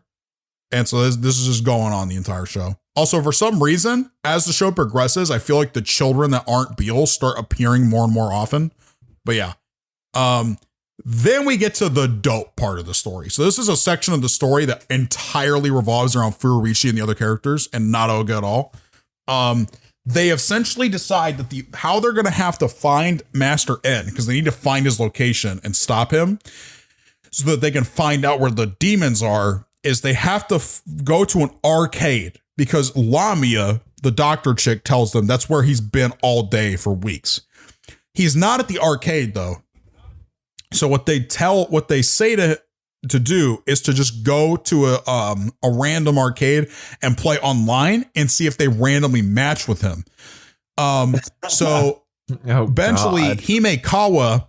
So by the way, also Furuichi convinces everybody to help him by going to a restaurant with them, sitting at the end of the table and convincing him that those demons were from a rival high school that's trying to beef with them. And they're like, well, we can't let the other high school win. So that's why they're helping him. But what pride. That's very cool. My favorite high school is like pride, bro. They have like that like mermaid mascot, and so everyone like cosplays as a mermaid with fins on their ears. Yeah, like very That's normal. true. And what if just human things. To what do. if like instead of like battles in sports, like a big football game between like high schools in real life, they had like a fucking showdown, like in The Outsiders, in that one scene where they just like beat the shit out of each other.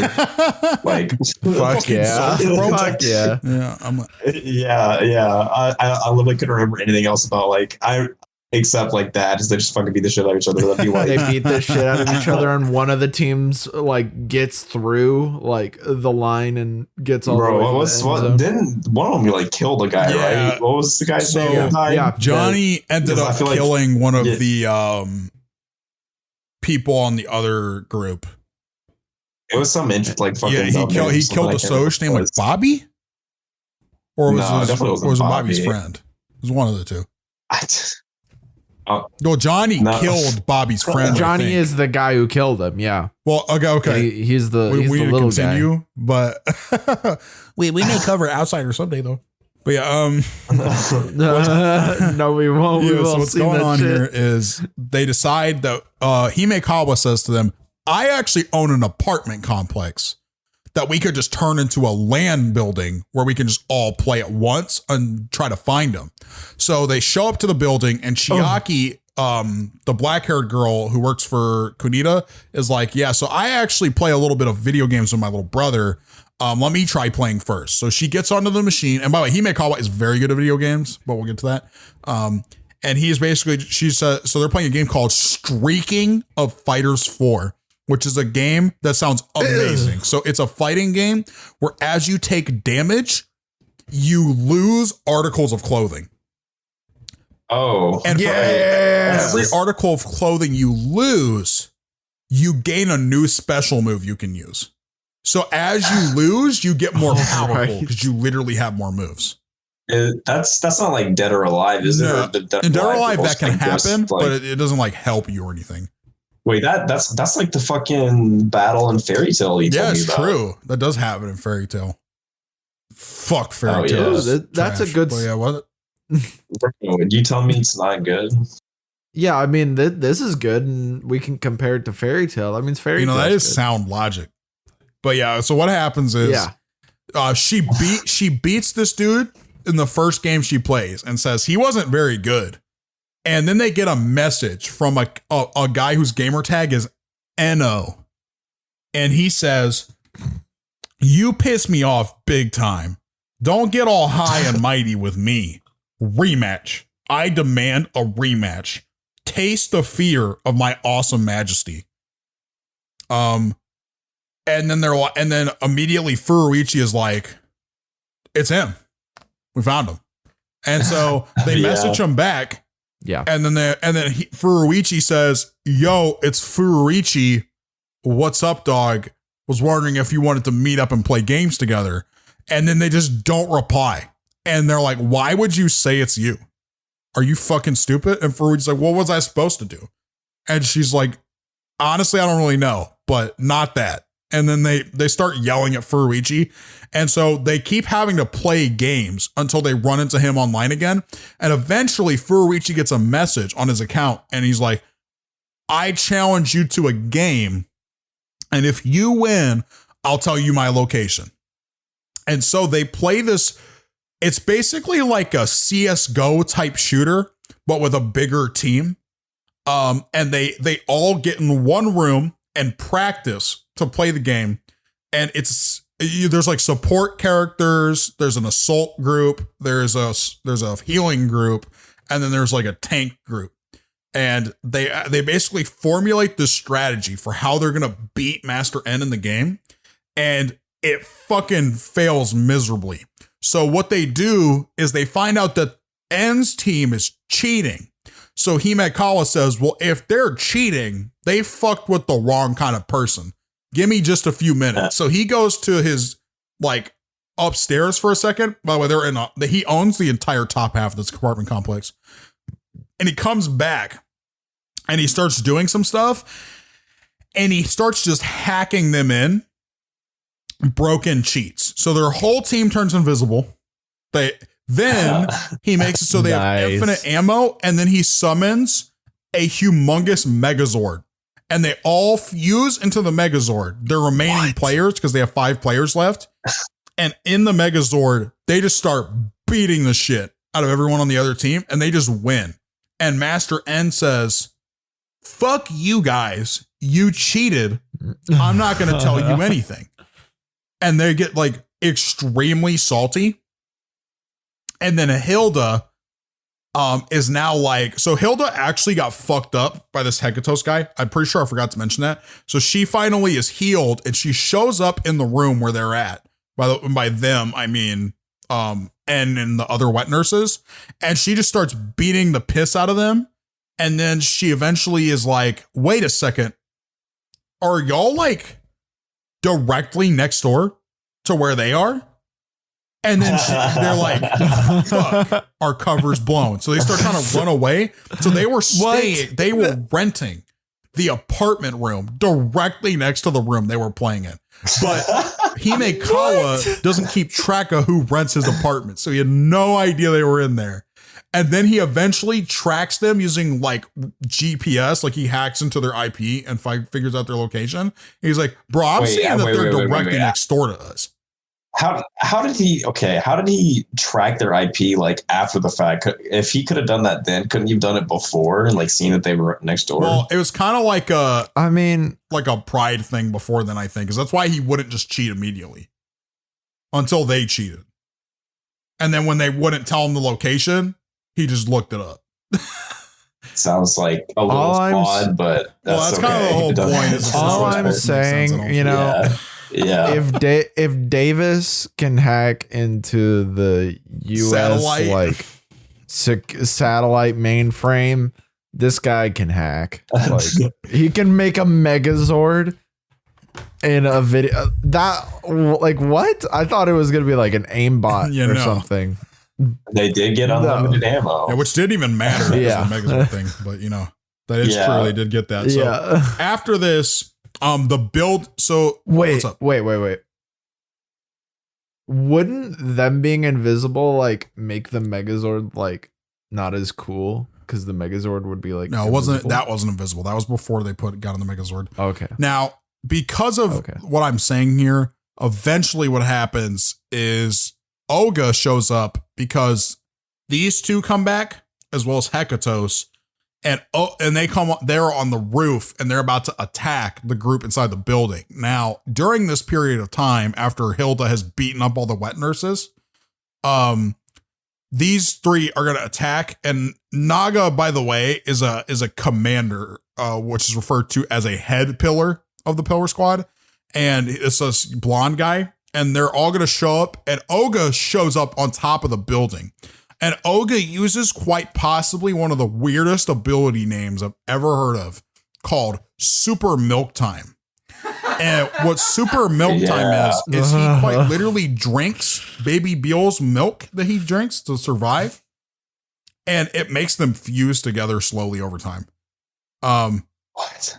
And the more of the milk he drinks, the more they fuse together. And it basically makes it so that he becomes like Baby Beel's powers, but in like his full size body. So he can just start fucking people up. Now, how did he figure that out? So what actually happened is he learned this technique because in the middle of the training, he eventually figured out that it was just like not really working out for him because he wasn't getting stronger enough. And then the teacher showed up anyways and was like, hey, do you need me to just teach you how to do it so you can just beat them? And he's like, okay, fine.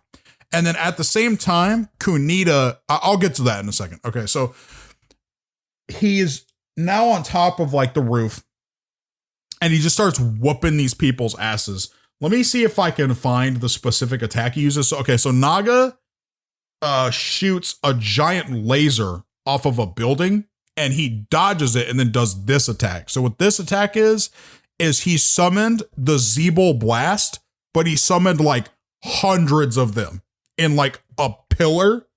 And so he just like basically causes a humongous explosion and blows up the entire like upper half of this apartment complex, which Himekawa owned. So he actually loses a lot of money. I was gonna say, dude, he kind of fucked my guy over. That's like really messed up. And then Olga, after beating them, they're like, well, that's fucking dead ass crazy. How the fuck did he do that? Property damage. And also, when that happened, actually, that doesn't happen yet. So, what happens next is as the building is falling apart, Furuichi goes and jumps on top of Lamia, who by the way is a little girl. I don't know if you can tell here. And he covers her body so that if a piece of rubble were to fall on her, it would like fuck her up. It wouldn't fuck her up. He would die instead, basically. And what everyone else sees, because no rubble falls on them, is they were in a room by themselves before this, because they went in there to check if the other group was in there, and he's just on top of her. So for the rest of the show, they pretty much just refer to him as the pedophile every time they talk about him. Oh, God. I mean, okay, I definitely thought the only reason he would do that is for an ulterior motive. Yeah. But she's Like, apparently... Are you telling me he actually did something kind? Yeah, so part of the reason for that was there's a part earlier where they go to the arcade together to try to find N, and he's like paying for all the stuff for her so she can like see what it's like. And he's like, damn, this feels like a date, bro, but I fucking can't stand this because she's not even hot. And he's like, but this is the first time I've ever even felt like I was on a date, bro. And he was like kind of sad about it. And he has like a sad internal monologue about that whole part. Well, you know what, Nolan? Thank you for making it less Yeah. nice. But yeah, so this next thing that happens is this dude right here. This is the leader of the Pillar Squad, Behemoth. And it's an old man who shows up and he's to their school and he starts trying to fight the principal of the St. Ishiyama High School, who reveals to be a very strong individual who is the one who hired Saotome, this guy right here, to both be their teacher and the person who trains Oga how to fight. So that they could fight the Pillar Squad. What's weird about this is he decides to rebuild Ishiyama High School, but into a school for his Pillar Squad to go to school at. And this is so they could just live somewhere convenient so that they can like gain an army to eventually attack the main characters. Now, this dude shows up while all this is happening because they break into the school, the main characters do, to see what the fuck is going on because they just heard on the news that overnight a new school appeared where their school used to be. And in this whole scene, Kunita eventually shows up because they're about to fight demons and she realizes that they're going to die if they do that. So she shows up and this monster is behind her. Let me explain who this is. So this is a Koma Inu, which is this little lion creature in Japanese mythology. And they're also demons in this universe. And she calls them Koma. Now, who Koma is this little guy who was living inside of a shrine. And he said, and she asks him to like basically curse her so she can borrow his power. And when she's introduced by her friend who works at this place that's like a hot spring, she asks him if he'll do it, and he says, I will if you answer a few questions for me. And she's like, so what's your questions? He said, list all your measurements.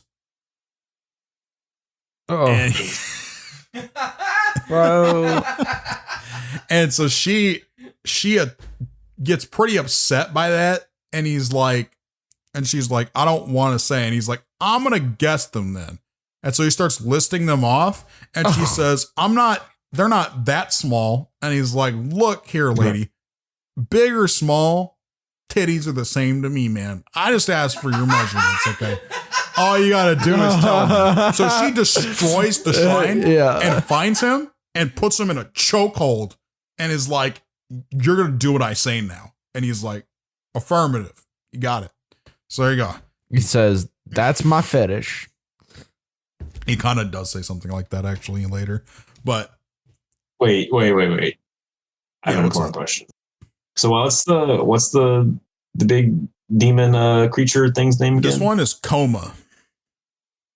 Comedy's nuts. God, Yes, sir.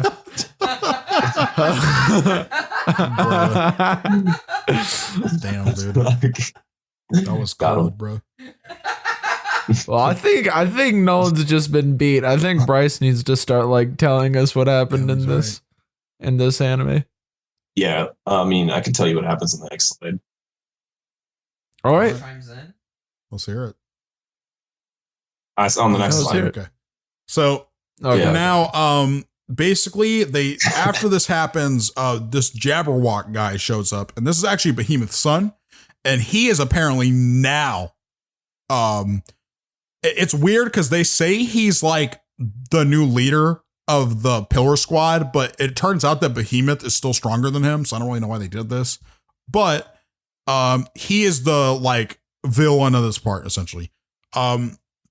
He shows up on a giant dragon, which by the way the whole public can just see and barely questions at all. Dragon, he's nuts. Damn, Nolan, you can't Well, I'm gonna say these dragon things. a lot, so let's hope Bryce gets over that joke quickly. But what happens is the dragon is like flying across the city, and he like scoops up Olga and Hilda, and essentially is just like, "Yo, I'm gonna fucking kill y'all." And he can't do that, but he was instructed by this is the part I was talking about, where Beelzebub III is like, I need more titties, because the other wet nurses failed so bad that he just fired them. So in this scene, he's trying to steal Hilda so Hilda can just raise both baby Beel and Master N. And so Master N is just chilling at school with the Pillar members, which are these monstrous looking characters, by the way. And they all go to school and they hire an actual teacher to teach their class. And he comes into the class and he's like listing off their names. And he's like, Basilisk, are you present? And he's like, accounted for, sir. And then he's like, Naga? And he's like, yeah, I'm here. And he just keeps looking. He's just going through the list. And he's like, what the fuck are these names? And then they just all have these like crazy ass, clearly not Japanese at all names. And then throughout like the lesson, he'll like start talking to them about stuff. And they'll just be like, yeah, I like to commit like acts of crime. And just generally just do violent things. And then the teacher's like, who are these fucking people? And then there's a point where they mention to the teacher, they're like, well, we're not the leader of the group. That would be Master N. And they're like, oh my God, who is that? Is someone scarier than these fuckers? And then he looks at Master N as just a little kid. And he's like, what the fuck is happening? So there's that whole situation. So that's what's going on with the demons at their school right now. And so at this time, Olga and Kunita go to an island where this chick lives. And so this chick is a girl that Sao Tome, this teacher dude, basically it's implied that he fucked her and then ghosted her like the rest of their life. But he knows where she lives. And so she gets Olga and Kunita drunk and then just complains about this guy for hours. And eventually Olga sobers up and Kunita and her are both still drunk. And she's just like trying to like get Kunita to like fuck Olga, but she like won't do it. And Olga's like, man, I'm just gonna like leave. I'll see y'all later. And then he goes out and he just starts training in this. So she's teaching them how to do this thing called black text, which is to basically enhance their ability to fuse with the demons that they're working with. Which is in her case, Coma. And in the case of him, Beel. And after he gets back from this place after leaving, he just raids the demon school completely alone. Now, for reference here, this would mean that he's going to fight an army of, I believe it's 38 of these demons when he could not even beat one prior to this situation. So that's what's going on here. Now, yeah, that sounds like Olga. Yeah. Okay, let's hear Bryce. What's happening here? Okay. So let me take this all in for a second. So as you can see, kind of at the top, they're holding him hostage because. By the way, Small side note, He's- I don't know why one of them is just a dog. Just ignore it. What the fuck? This guy. Where? It's just a dog. Oh, what the fuck? I didn't notice that. It's just a dog Holy with a shit. blunt and sunglasses. Like I have no idea what the. Oh, he's got he's got a blunt. Okay. That's such a keck design. So they are holding him at gunpoint because, as you can see in the bottom, he's late for the baseball match he's supposed to go to. And then the baseball match like gets really heated, and the pitcher like throws a ball and it hits like the batter, and then in the bottom left you can see the pitcher getting punched by the other team, and then they win because of that, and then everything else is irrelevant, and then the story ends. Yeah, so other than the story ending and the idea that like it's a baseball game, he's pretty on point there. Nice. Very this good. part That's like is 66% pretty short, wrong. but I mean, it's pretty short because like you literally just throws so a fucking pitch. And the just whole dies. gimmick with this Yeah, part yeah. is they just build up a shit ton of characters, like villain wise, and then they just fuck all of them up. Like every one of the main characters just beats their ass. Except for like Kanzaki and Himeka aren't necessarily beating the pillars, but Tojo, Oga, and Kunita beat all the pillar heads by themselves. And Oga and specifically Tojo fight Jabberwock together, and Tojo gets like KO'd, and then Oga like does this new thing called the Zeeble emblem, as well as a technique called the Daddy Switch. And the Daddy Switch is basically where he switches Beal into his body, and they swap places, and then they become significantly more powerful. One thing about this technique, though, is he doesn't know how to undo it. So whenever he does it, him and Beal, until a certain condition is met, which they never find out is Beal sneezing, they just get stuck in each other's bodies until that happens.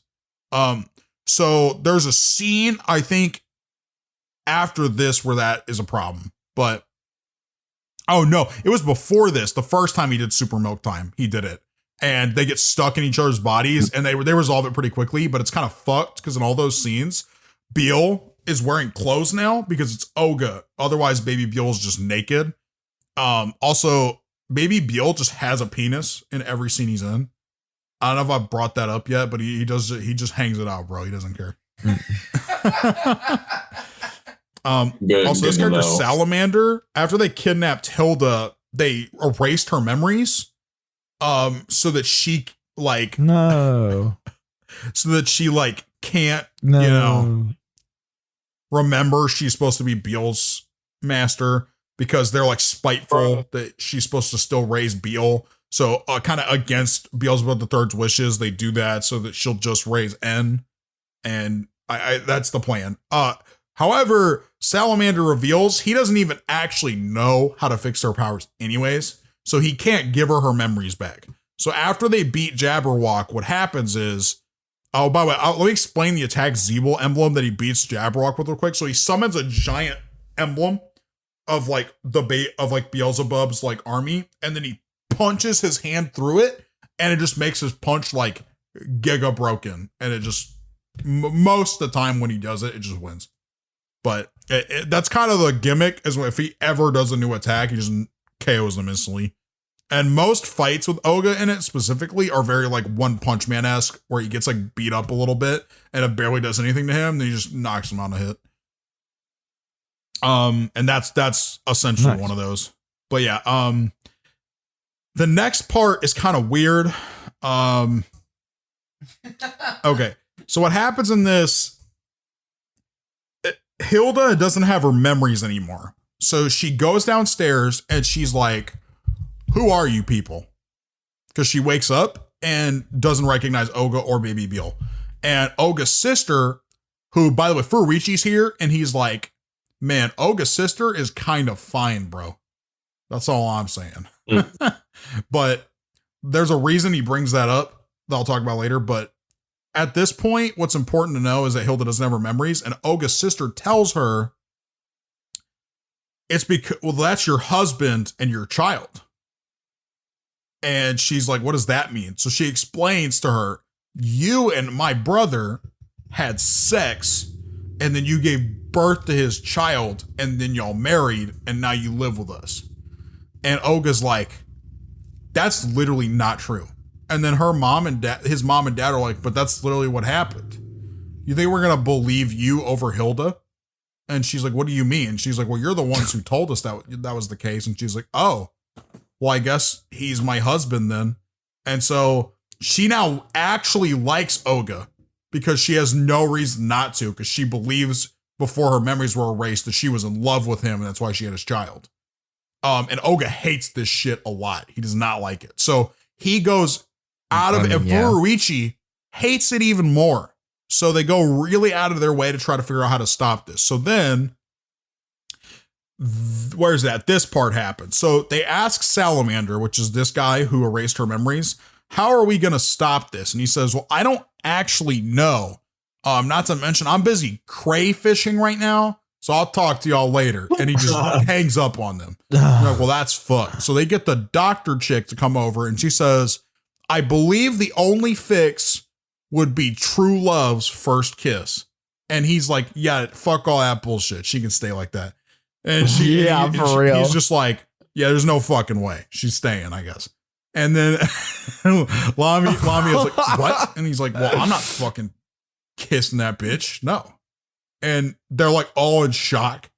And Furuichi's like, well, I can try it, bro. I mean, I can give it a shot. Of course. Okay, I was gonna say, I'm guessing Furuichi's more upset than Olga because he's like, Olga is a hot wife. Yeah. Damn it. That is like definitely a big part of it. Also, there's like a whole thing here where they go to the school and Kunita is like upset because Olga and her are like, she actually seems to like Olga now. And she's like, fuck, what happened? And then her friend Yuka is like, I bet he finally took advantage of those big milkers and started like, and they've started like fucking now.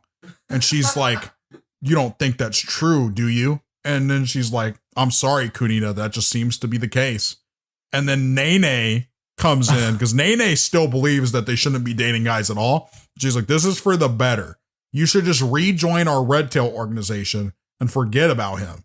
And then Olga comes over to her, to Kunita, and just explains the situation. And she's like, God damn it, that's so stupid. Like she just, a lot of the characters start to just get irritated with all this stuff involving Beale because it's like, it just doesn't make any sense. But I mean, I think that's fair. It would be pretty frustrating in my opinion. It's really funny because like, I don't even feel bad for him to not do the true love's first kiss thing, because if it turned out that it was Olga, then the result would be the same.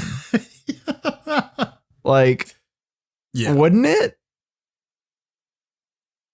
But yeah, so what happens is they're running around the school trying to stop her, and she's like, why does everyone hate me?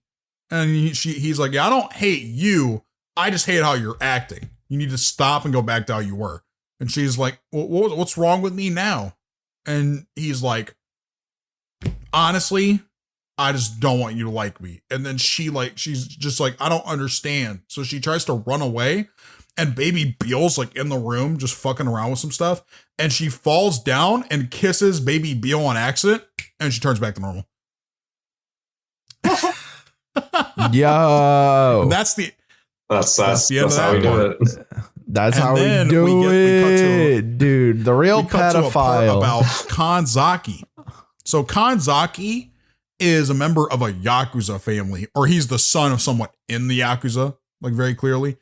And this is his, I think, younger sister, Futaba. Now this girl is. I love how you say that, but you can clearly see in the panel. Oh, this is my niece. There you go. Futaba. See, we got a live correction. Now, this girl seems terrible, bro. but she really likes Baby Beal. She thinks Baby Beal is kind of cool.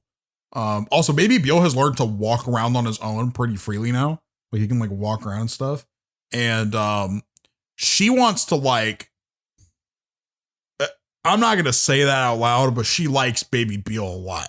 Now, what's going on here though is she wants Baby Beal to be her loyal servant, like her little man servant. And she already has a bunch of people in the Yakuza who she'll be like, horsey, go. And they'll get on all fours and she'll ride them around the city. And the reason they don't do anything is because her father, who I think is higher up in the Yakuza, tells them they have to because his sweet little girl can do nothing wrong. And the whole part of this portion of this whole portion of the story is them trying to get her to not be a shitty child. And everyone just gives up and then they move on from this part of the story. So she's now just in the story now, and she shows up pretty often and is just there to like be a shitty human being, even though she's like a year old. A year. I mean, she can speak. So I guess she's a little she's older, a year probably old. about 2 or so. Yeah, she can say up. Also, horsey. Yeah. So she actually tries to ride Baby horsey. Beal at one point, like get on his back, and he like just can't even move. That doesn't make any sense. Yeah, but also Kanzaki has like a really clean room and keeps like really well kept, and that's like really bothersome to the cast for some reason. That's kind of why I included this specific page. Yeah, that's all you need to know about this part. And then we get to what I'm gonna refer to as the clone part, because they go on a vacation. Let me explain how they get to go on this vacation. So the vacation is supposed to be for Saint Ishiyama students. They come in there, and what they tell them is that you guys can't come because you haven't been saving money for years like the students of our school have to go on this trip. And so they decide to come up with a 3-pronged plan to go onto the trip. So their first plan is to have Oga, Tojo, and Kanzaki come in there and like treat it like a stick up and threaten the principal, right? So they're in there and they're like threatening to beat his ass if he doesn't let them go on the trip. And if that doesn't work, because it doesn't, they come in and then they send in the girls, and the girls are supposed to like cry and beg to go. And if that doesn't work, then they send in a third group of people who were just like get on their knees and like swear servitude and just beg profusely to go on the trip.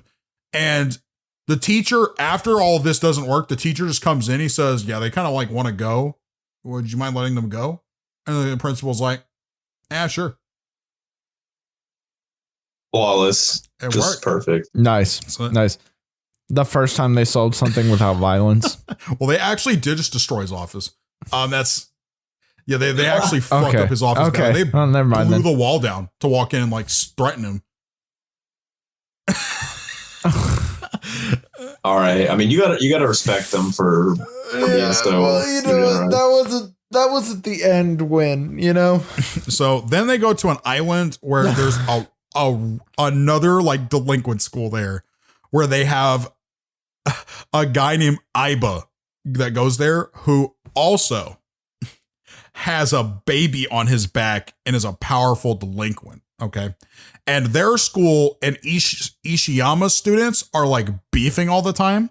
But since he has a little kid on his back too, 2 things happen. So Kanzaki brings his niece, and then Iba's kid, this girl right here, and her start having like a feud over Beal's love, but Beal can't speak deadass, so he can't say anything about it. So during this whole part, they're just like dragging him around and trying to like fight for his love, but he doesn't understand what's happening. And then, yeah, what's up, Chris? Do they like service the fact, like, did they explain the fact that his true love is a 16-year-old? Baby Beal's? Well, it's just hers. Yeah. Oh. Well, okay. So he's got a harem. Baby Beal's got it going on right now, bro. But yeah, while this is happening, Iba, this guy with the white hair here, is trying to fuck Kunita. But Kunita doesn't give a shit about this guy. She just still likes Oga. So what's going on with this is he's like, how about this? You go on a date with me tomorrow, Kunita. And Kunita's like, I don't really want to do that, but if Oga comes, I'll go. And Oga's like, well, I don't want to do that, so no. And then Hilda's like, well, I'll go too, because that sounds fun, but we should bring baby Beal and I'll go to the aquarium. So they decide to go to the aquarium, but the problem is that that's like the only attraction on the island they're on, so everyone else in their school just goes to. So literally everyone just shows up to the aquarium all at the same time. And they're like, well, that didn't really work. And so the Iba guy the whole time is like, well, that's dead ass complete cringe. I wanted to go on a date with you. And she is like, yeah, too bad. No. Yeah, I didn't want to go on a date with you anyway. What actually happens eventually is their students the students of his school start trying to fight the Toho Shinki, and they're all losing. And after every member of his school is lost, he's like, look, it seems that what I have to do is fight y'all myself. And so they go to the beach. And also, I forgot to mention, when they got there, he asked Oga what his name was. And he says, hey, I'm Madison. And Furuichi said, why did you say that? Why did you say your name's Madison? And he's like, I don't know. I just kind of said it for no reason. And then when they get to the beach, they're all like, the 4 Toho Shinki and Oga show up, and they're all saying like, we're going to like beat this dude's ass. And the guy's like, well, I'm going to fight Tojo because he's your strongest. And they're like, well, that's untrue. If you want to fight our strongest member, you got to fight Oga. And Oga's just stands up and he's like, you mean like the Oga is here? And he's like, yeah, he's right there. And he points at him and he says, Madison? and then he's like, why did you call yourself Madison? And he's like, I don't know, I just kind of did. And then he's like, what kind of name for him is Madison? Like this English ass name. Like, I mean, that's a pretty good name. Throw him off, bro. That was the plan. I guess. Yeah. So Madison? now he starts fighting Oga, and they like trade a single punch, and then Oga's like, I think I got this. And he's like, I'm gonna beat you, and if I win, then I get to date Kunita. And Kunita's like, no. What? Like, clearly not. And then he's like, okay. I thought you were saying Oga was saying. Iba was. And then Iba is like, oh, come on. And then the other Toho Shinki is like, you know what? We'll make the deal for her. And she's like, what? Why? And like, you think he's going to lose? And she's like, well, no, not really. So then she's like, okay, fine, whatever. Just get on with it, please. I want to sleep. This is literally the middle of the night, by the way. And so what she ends up doing is not having to do that, because the next punch Oga throws flings him across the beach and he gets knocked out instantly. So there you go. Then they just go home. That's it for that. But they do take this picture right here. Have a good day. But they do take this picture right here. And evidently, by the way, our tech guy seems to have gone to a fast food place in the middle of the fucking podcast. Yeah. You fucking what, bro, mute your ass, and we'll talk to you about this later. You better. When you get back, you better be bringing me some water. I'm thirsty, dude. I was about to say, dude, I want some food. Bro, you should have said something to me, bro. I'm hungry. No, don't laugh. This guy is going to become our wet nurse, dude. Right now. I got hungry. Bro, I don't give a shit if you got hungry, bro. Mute your mic, bro. I'm going to... Okay, but yeah, so... Here's they take this like vacation photo, by the way, and then that's that. Okay, moving on to the next part. So this part is called, I'll call this the Rice Man part. Rice Man is a superhero in this universe that's like really popular.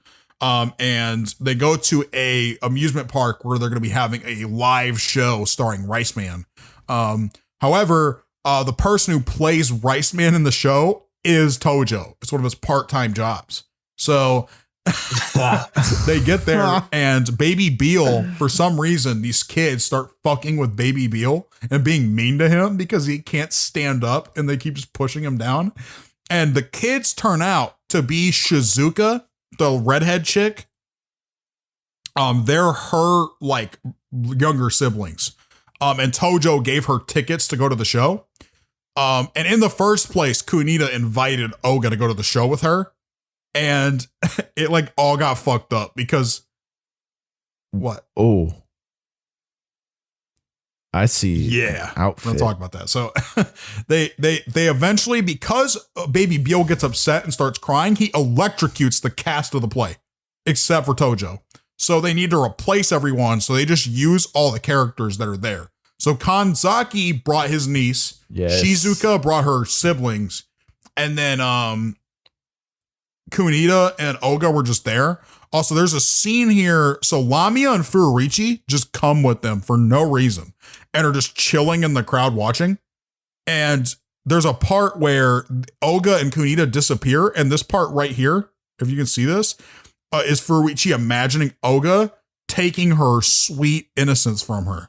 Because I don't get what's Oga is taking Kunita's innocence from her in this scene right here. All right. And it's because they went missing, Okay. but they're really just behind the stage being told what they're supposed to do for the play. Furuichi is in desperate need to like he he's so lonely. He just follows Oga everywhere. That's all he does, dude. But What happened to the other guy that was just gonna follow them everywhere? I'm not really sure, bro. We call it Yeah, the comedic Kazu? relief guy or whatever. I don't know what happened to him, to be honest. He does show back up, but like not for most of this. I don't know where he is. Kind of missed him, He's kind of he's a cool character. Yeah, he bro. was hype. But what happens next is they cast the play. Tojo is Rice Man. His villain Poop Man is being played by Kanzaki here. And then there's a couple other like henchmen for him, which are played by these two.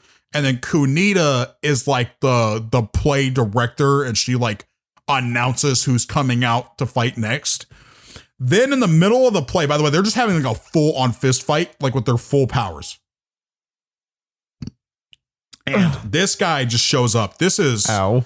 I believe this is Radish Beatman or something like that. Let's say broccoli head guy. He's not part of the play. And he comes out and he says, the show's ruined now. And I'm like, what is that even? I don't even know what he meant when he said that, but he's like, let's add a little fan service to this play. And then he snaps his fingers, and then Kunita's just wearing this now. And she like runs off. The show's on. What? Like, wait a second. The show's over now. The show's ruined. The show got a little bit. The show got a little better. Bro, how old is 16 she? or 17, yeah. Texas. Kris. Right. Fucking high school. And Why do they? and after he like does that to her, he says, first he says, you're lacking a little sex appeal, Missy. And then he does this to her. But then they start fighting this dude and they can't beat him. They have no idea who he is. And so the combined cast basically is just getting their ass beat by this dude. And eventually, after they like get him to like leave, because it just is lasting forever, the crowd's like, whoa, that was awesome. That was like a full choreographed animated movie CGI fight. That's insane. And then everyone's like all hype, and then the play went well. However, they destroyed all the props, so Tojo didn't get any pay for this. And neither did any of them. But not Rice Boy. Rice Boy. By the way, that's Rice Boy right here. That's what he looks like. But yeah, yeah, I've been looking at that the whole time. Rice Boy.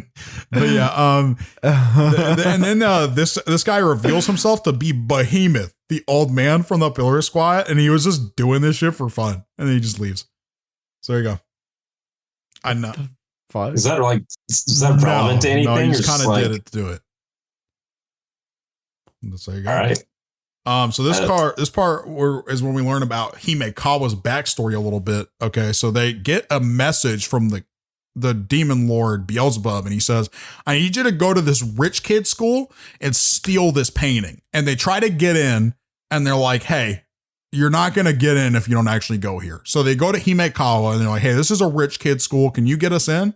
He's like, "Okay, sure, let's go." So he gets in with them, and there's a reason he's willing to do that, by the way. He gets in, and then they meet this dude.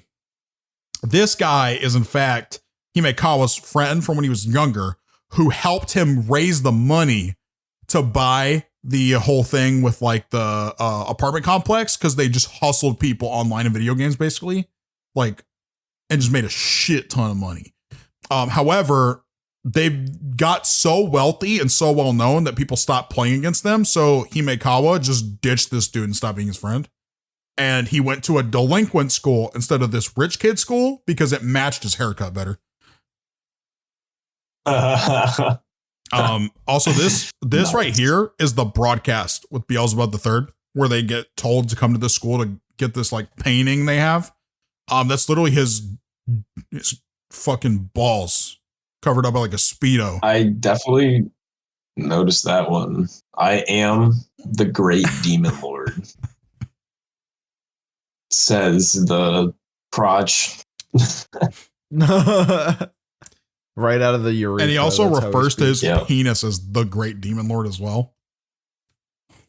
Oh, wait, so is it like Demon Lord and Demon Lord Jr.? Yeah.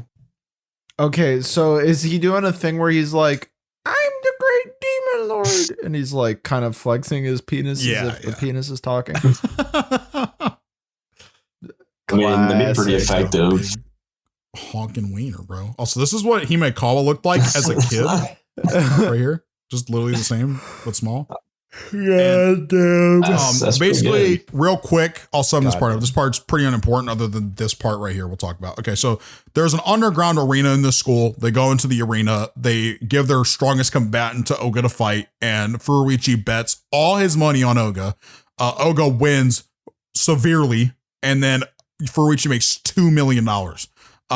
Now, while this happens, Oga, by the way, kicks him in the chin once and he goes unconscious. But what happens next is this guy is like, "I guess you just want the painting. So if you won, like I said, I'll take you to the painting." So he goes to this locked and sealed door, opens it up, and he's like, "Everyone who's ever gone in here has died. I'm just going to let you know." And Oga goes in there. He's like, "Okay, sure." So he goes in and he just kills the demon inside. There's a demon inside who was there to protect the painting from this girl, who we'll talk about in a second. And it's a painting of a person that's real. And Oga beats them and he invites everyone in. And basically, Hilda sees the painting and she says, "Holy shit, that's a painting of baby Beel's mother." So this is why the demon lord wanted this, because his wife is quite beautiful, as he says. So that's literally the only reason he wanted this, and she left him for an undisclosed reason. So that's why he wanted this painting. Yeah. And then they're like, "How are you going to get this painting out, by the way? Because look at how big it is." And Oga just picks it up, blasts a hole through the floor, just destroys the facility, and then they just leave. They just walk out. So could the teleporting demon guy just like eating it with his belly? It couldn't fit in him. I'll be honest. I mean, how does a fucking whole ass person? Maybe I'm sure he would really like that. But I honestly don't know how his daughter's powers would work, because she's not very big. Stretch jutsu. But yeah, so there's also another part though where this character right here is revealed to be a woman who is actually Himekawa's fiance. And Furuichi says, "Hey, why don't you have any breasts, bro?" And she's like, "But Furuichi's here too." I mean, he's in like every scene, bro. But he's like, "Why don't you have any breasts, bro?" And she's like, "I actually wear like a padding that like makes them not like puff out." And he's like, "You want to take that off and show me?" And Himekawa's like, "Hey, we're gonna leave, bro." And Furuichi's like, "Oh, please, bro, please." And then they just leave. Oh my God. Okay. And so now that we've gotten pretty far in, okay, we're a good bit into the show. Okay. How far are we? There's in? only like 2 like story arcs left. Okay, I'm assuming because of the they're gonna One of be them is pretty thick. long. The other is not very long. Okay. okay. Motherfucker, dude. Okay. The tech guy is returned with his Whataburger. No, Okay, so what we Whataburger, got here? bro. Oh, dude, I forgot. Okay, we actually. Okay, well, we'll cover this in a second. I accidentally fucked the slide order, but we have an entire part just about Furuichi coming up next, and it's amazing, bro. Okay, so now Nice. we're gonna get to the Bryce is right.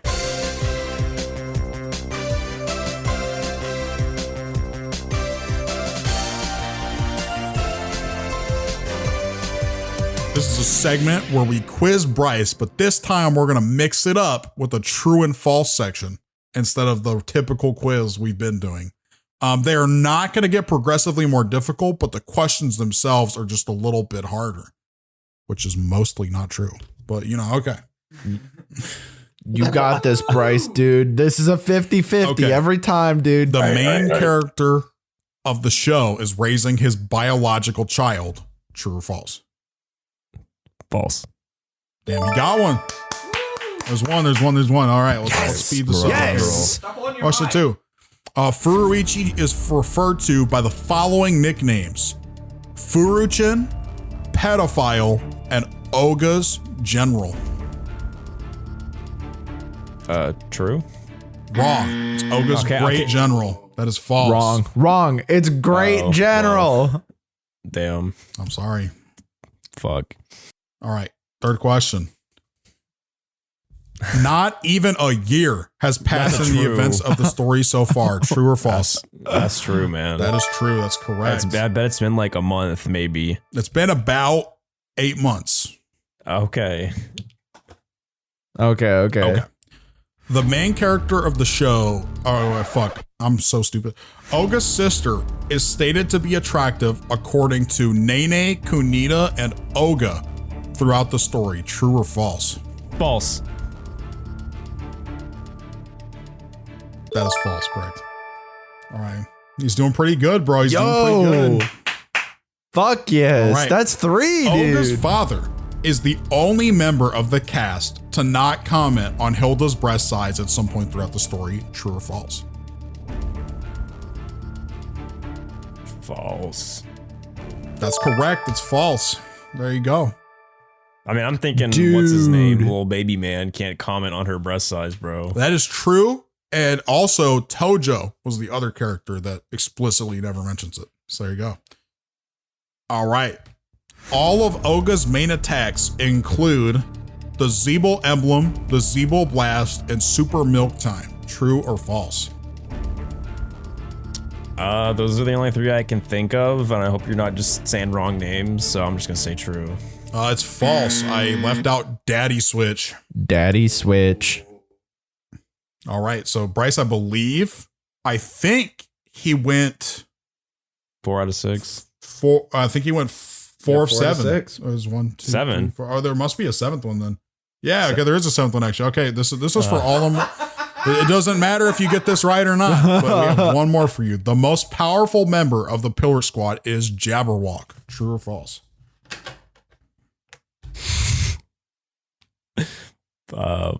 False. That's correct. It was false. I knew that one. Right. Dude. That Yeah. did it. Yes. That was- I Yes. fucking believe He that. fucking knew it. Let's go, dude. Dude. Easy. I am Damn, so that's- happy for Dude, you, that's Bryce. 3 in a row, Like, dude. He's you know, He's not you fucked up pulled the quiz yourself yet. up by your bootstraps. You like came out here and showed everyone your intellect. I mean, wish I could almost be feels like you, like- dude. you would You're almost so think smart. it's like that, man. rigged to his advantage because he's doing so well, dude. It's crazy. Okay, so now I let's. think these may be like the hardest questions I've ever like been asked before too. Yeah, that's how I feel about it too. It's honestly kind of insane. He's doing a good job, dude. Really? Do you Yeah, actually of think course. that? I mean, these are challenging, hard-hitting questions, Chris. I bet you These could answer are- them, Chris, even yeah. though the ones that got wrong, you put the stuff that was right in it, but like you still couldn't get them right though. No, I couldn't because I would have pissed my pants like a little baby, like a little Beels, I would have just a strong flow. The great And I would have been flood like, too. Okay, yeah, I'm saying is are you like city size piss flow or what's going on? Probably the whole county. Whole county. Yeah, that's a lot. The of whole county, bro. yeah. Well, I mean, like, okay. Yeah, it's a big Are county. you talking about the county or like any county? Because I feel like there's a lot of variance in county size. like are we talking about St. Paul County? we're talking about a normal square. We're talking a normal square one. Okay. I feel like that can also like is Very alive. dependent. Okay. A guesstimation, I'm gonna say like 150 square miles. That's how much I could piss right now. Damn. I don't know about really that need one. to pee. Okay. This is not a joke. So is this what this is all coming to? Is announcing you have to piss? Damn. I mean, if Justin could come over here and like take my Chris, spot. if he got to go to get fast food, you can go pee. Just go take his spot for a second. I have to go take a spot? Yeah, you do. Fuck. What do you mean, Yeah, fuck? You already come went to take my Whataburger. spot, You can dude. do something helpful. Okay. So go pee. Chris. All right. So this next part of the story. So as a reward for finding the painting, they were gifted tissues by the demon lord that they believe are totally worthless. So they give them to Furuichi. However, they receive a letter that what the tissues do is if you curl them up and stuff them up your nose, you're granted the powers of one of the members of the Pillar Squad. What Now, the fuck? they're like, Hilda's like, that shouldn't be an issue though. There's no way Furuichi would do that with them. And Lamia's like, do you know how fucking weird that dude is? He would definitely do it. So as you can tell, Furuichi immediately did it. And that's how he like blew his nose because he got sick. And this starts happening. So he turns into this one first, and Oga's not expecting it. So Furuichi knocks him out in one punch. Then throughout the day, he starts just fucking up everyone in his school. And eventually by the end of the day, he is considered by far the strongest member of his school. In fact, they get to the point where he gets inhabited by Jabberwock and he just beats Tojo's ass. And that's what this scene is him having beaten Tojo. And by the way, this happens just in the middle of like Saint Ishiyama Academy. I don't know how they got away with this. Dude, They just destroyed the school. But how do they like repair this stuff? I feel like this happens on a regular basis. yeah, it happens a lot. I don't really get it because they make a deal out of it sometimes, and sometimes they just don't care whether the school just gets destroyed or not. So what happens is they go to this the river bank like normal, and Oga's like, "I'm gonna get you back, Furuichi. Fuck you." And so him and Furuichi have a giant, Shit. like a humongous Scared the fist fuck fight. out of me, And dude. Furuichi this whole time is thinking, if I could just beat Oga in this once, I can get Oga's harem. They'll be all mine. So Furuichi is really desperate to beat Oga no matter what. Okay. However, Lamia tells Oga at this point, by the way, those tissues he's stuffing up his nose are poisoning his brain. So if he keeps doing it, he's just going to die. And he tells him that, and he's like, you can't convince to not win. I want my harem, Oga. And so Furuichi tries to fight him, and he's doing poorly because he keeps randomly getting bad members of the Pillar Squad. And then he gets Behemoth. And he just literally punches Oga so hard that Oga skips like a rock down the entire riverbank. And then he runs over and they start throwing punches so fast that the water around them is evaporating. And there's just a ring of dry land in the middle of the river, and they're just punching constantly. And since they won't stop, the water cannot return to the area because of the sheer force of their punches. And then eventually he stops them with a headbutt, and Furuichi goes unconscious, and then they go into Furuichi's backstory, which is honestly insane. So what happens is Furuichi moves into this class, and he realizes Oga is so powerful even as a kid that people are scared to be friends with him. So he's like, yo, you want to hang out, bro? And he's like, no, not particularly. So he just walks away, and Furuichi just follows him around everywhere, even though Oga doesn't want him to, which is exactly what he does still. But what happens after this is he goes to Oga's house, and Oga's sister was the original leader of the Red Tail gang that Nene is now in charge of and Kunita was in charge of. And Furuichi's like, man, I really got to hang out with this Oga guy because his sister is hot. And so, and by the way, he's a kid at this point too. So this is a recurring theme. How much older is she's the like sister? Definitely a full blown adult. But I think she's probably Okay. like, I know she's a college student in the series, so probably about 5-6 years maybe. And so she says, hey, do y'all want to come to a party with us? And because her like whole gang's at their house, and they're just like all like feeling up Furuichi and Oga. It's like a weird part because like they're like, wow, you're so cute, guys. And then Furuichi's like, yeah, I'd love to go to a party with these chicks, bro. And then they show up, and the party is a fist fight with a biker gang. And Oga, even as a kid, is just fighting the biker gang. And Furuichi's like, yeah, fuck all this, bro. I'm out. So he leaves. And then he eventually is like, but Oga looks lonely now again. So I'm going to just say, fuck it. And just throw myself in harm's way for the rest of my childhood just to be friends with Oga. And Oga's like, well, that's cool, but like, that seems pretty stupid. And Furuichi's like, whatever. And that's why they're friends. So there you go. Nice. What? So they're friends for like no reason. He wants to get with his adult sister. That was like a base reason for it. And he was, but he wants to get with literally every single woman. so there you go. Except for there's no, Lamia, I guess. but- Like, Now, no, that's a after good the line fight with to not him and cross. Furuichi at the riverbank is finished, they come back to present, and the Krillin squad has showed up for their revenge. Now, the whole entire Ishiyama school shows up, and they're like, okay, Furuichi, we wanted to apologize to you. We don't actually think you're a pedophile. And he says, man, thank you guys. I really thought y'all actually thought I was a pedophile. And then they're like, nah, we kind of just think you're a creep. And you're kind of weird, so we just called you that. He is. Some of us don't really like you. And he's like, oh, well, that's cool, I guess. And then they beat up the Krillin squad and go home. And that. By the way, this is the at least picture they of were the scene honest. where they toast him for being weird, and it looks like so like. It looks so but it's sentimental. just them being like, yeah, you're not like literally a pedophile though. We'll give you a pass on that. So there you go. Like, I mean, I can't blame them. I wouldn't like Furuichi either. I think I would like Oga more, and Oga is arguably much worse of a person. This part we're gonna blow through really quick. It's like this whole like Christmas couples thing where they do like a tournament. The only part I really wanted to highlight in this is so Yuka and Kanzaki are on the same team, and they are supposed to essentially the mini game they're playing is they have to share a soda that is so heavily carbonated that in order to like drink the soda in time, they have to pass the soda back and forth. But Yuka refuses to share the soda with Kanzaki, so she gets sent to a hospital.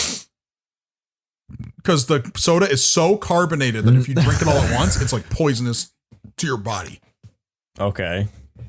Is it like she wouldn't share it because it's like it has his saliva, so that's an indirect kiss?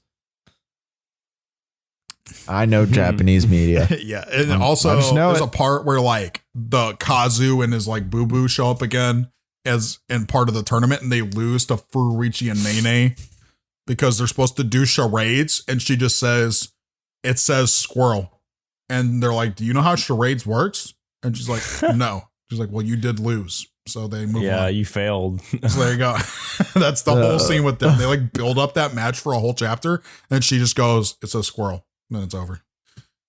So there you go. So there's all I really wanted to cover in that part. So now we get to the next part. Their school has been rebuilt, but for them this time. Also the school burned back down, like the one that was rebuilt the first time in the fight with Jabberwock or whatever. Yay! And now they can go back to their school. The problem is that they're a year older now. They have graduated to the next year, and you know why? Or not quite actually, but they're about to. And a bunch of people who didn't originally go to their school come to their school now since it's been rebuilt, and they're called the 6 like slaughter demons, and they're all freshmen who were just terrible people, except for one of them. One of them seems pretty cool, but they're mostly not super important. So I'm only going to talk about 4 of them today, but the main ones I want to talk about are these 3 in particular that are supposed to be stronger than Oga is, named Nasu, Takamiya, and Fuji. So what happens right when they get there is immediately these people just start attacking Oga. So let me tell you what all happens in a single day. So they show up there. Immediately they start fighting Nasu. Kanzaki kicks Nasu's head through a window, and Nasu rips his head out of the window, and that like piece of concrete is part of the school, and it's just around his neck, and he just fights with that thing on his neck the whole time. This guy looks fucking like fucked. This guy seems like he's cracked as shit. Yeah, this character's pretty cool, bro. So he owns a band that's also a gang, and they like play instruments together and are all like pretty powerful. One thing that's kind of weird that happens in this part is one of his like strongest dudes tries to attack Natsume, which is this character up here, just to remind y'all, and he can't hurt him. But he's beating the shit out of like other main characters. And the author literally puts in a speech bubble where somebody says, dude, how strong is that character? His power level seems so unclear. That's literally a line in the show. But yeah, pretty good. And then eventually what happens is they start to go and fight Nasu's group, but Nasu's group has a demon emblem on them. And all of them have it, not just Nasu. And this is when they learn, which is the question y'all asked way earlier, that if you want to, you can give other people your demon powers to just a lesser extent, and it appears in the form of this tattoo. But that isn't talked about until this point. So Nasu has done that with all of his homies, and his homies just can't lose to any of Oga's people except Oga. And so Oga eventually figures out how to do it, and he gives it to Kanzaki first. So Kanzaki, he just weird choice. That's really the only reason I think. But yeah, so Kanzaki ends up beating up all of his homies while Oga fights this dude. But this guy is actually a spellmaster who got a demon sold to him, like a demon's power sold to him from a company called the Solomon Company. Now, the main characters don't know this yet, but the Solomon Company are the same people who were trying to keep the painting at that school. During all this bullshit, he starts fighting Oga. The fights against these 3 freshmen are by far the best fights in the series. I just put an array of good art from this part in this section. The characters he fights here are so much more broken than everyone else he's fought. So he has to like this. So this is like a full fusion with Beal where he like turns black and has the pacifier in his mouth. And he just does this to actually beat him. But this dude can like fly around all over the place through these like portals. He can like create giant explosions, kind of like Oga can, and like enhance his like speed of his punches and stuff. And he can also clone himself essentially infinitely. And this character is by far the least important of the 3. But I just want to show these panels so I think they look cool. For the most part, what you need to know about this character is he shows up and he gets his ass whooped by Oga eventually. But the issue is there's a character on the roof named Johan who shows up, and he's the person from the Solomon Company who sold this dude his powers. And Hilda shows up on the roof and tries to kill him, but she's not able to, which leads to another problem where he does the same exact thing to a character named Fuji a little bit later. Now, this part right here is kind of weird. So another chick shows up who's one of the freshmen, and she tries to seduce Oga. However, it's not Oga because Oga just used Daddy Switch. So him and Beal are not in their actual bodies right now. So she ends up trying to seduce baby Beal in Oga's body. And he just goes, ooh, and she just like doesn't know what's going on, so she just like knocks him out and incapacitates him. Yeah, what's up? Okay, Yes, that's a freshman. Yep. Okay, can like authors in Japan realize that like just like they look like children. Like high schoolers look like children. She's like a freshman of her 30s. That looks like a 26-year-old. Yeah, like at the least. She's a freshman of the 30s. Yeah, no, absolutely. She definitely could pass as 30 years old. That is a 30-year-old character. So there you go. There's like this whole bit with this character where Kunita and her like really don't like each other from something that happened a while ago. It's not entirely important. Essentially she kidnaps him, threatens Kunita. Kunita just comes over and kind of just whoops her ass. But the reason I included this is she had demon powers. And the whole time they're like, man, she had to have gotten it from the Solomon Company. We can ask her where she got it from. Then it's revealed it wasn't the Solomon Company. It was actually Coma who joined her because she Coma, you can little see him, so bitch. she's incapacitated here, and he's like grabbing on to her ass while she's knocked out, and he's like smiling, and then she sees him, and there's like a whole scene where she just beats the shit out of him after she realizes it was just him the whole time, and that's what that whole scene is. So this part is like 2-3 chapters. It's pretty fast. Now, the best part of the show is by far this next part. Takamiya, no. Is this the last but part? This is definitely the best part. This is also the longest part of the show. But what I actually need to tell y'all for y'all to understand it is, since it's mostly fighting, is pretty simple. So Takamiya is this guy right here in the back. You can't really see him, but this is him right here. And he is the second strongest of the freshmen that came over. He has a group of 8 people, including Himekawa, who defected to his side because he believes Takamiya will beat Oga. And so he actually fucking F's up Tojo. This is Tojo on the ground here. And Himekawa beats his ass and creates an army of people who like dress like himself that are going to work for Takamiya to get Takamiya's favor so that he can work for him and basically reap the rewards once he wins, like he did. He's just done with Oga basically the whole time. And they all get like so fucking mad that he did that. But the bigger problem is that he tells Takamiya, he's like, if you want to get to Oga, I learned myself that you don't kidnap Hilda, you kidnap Furuichi. Because he didn't care about Hilda, but when he found out Furuichi was kidnapped, he actually saved him.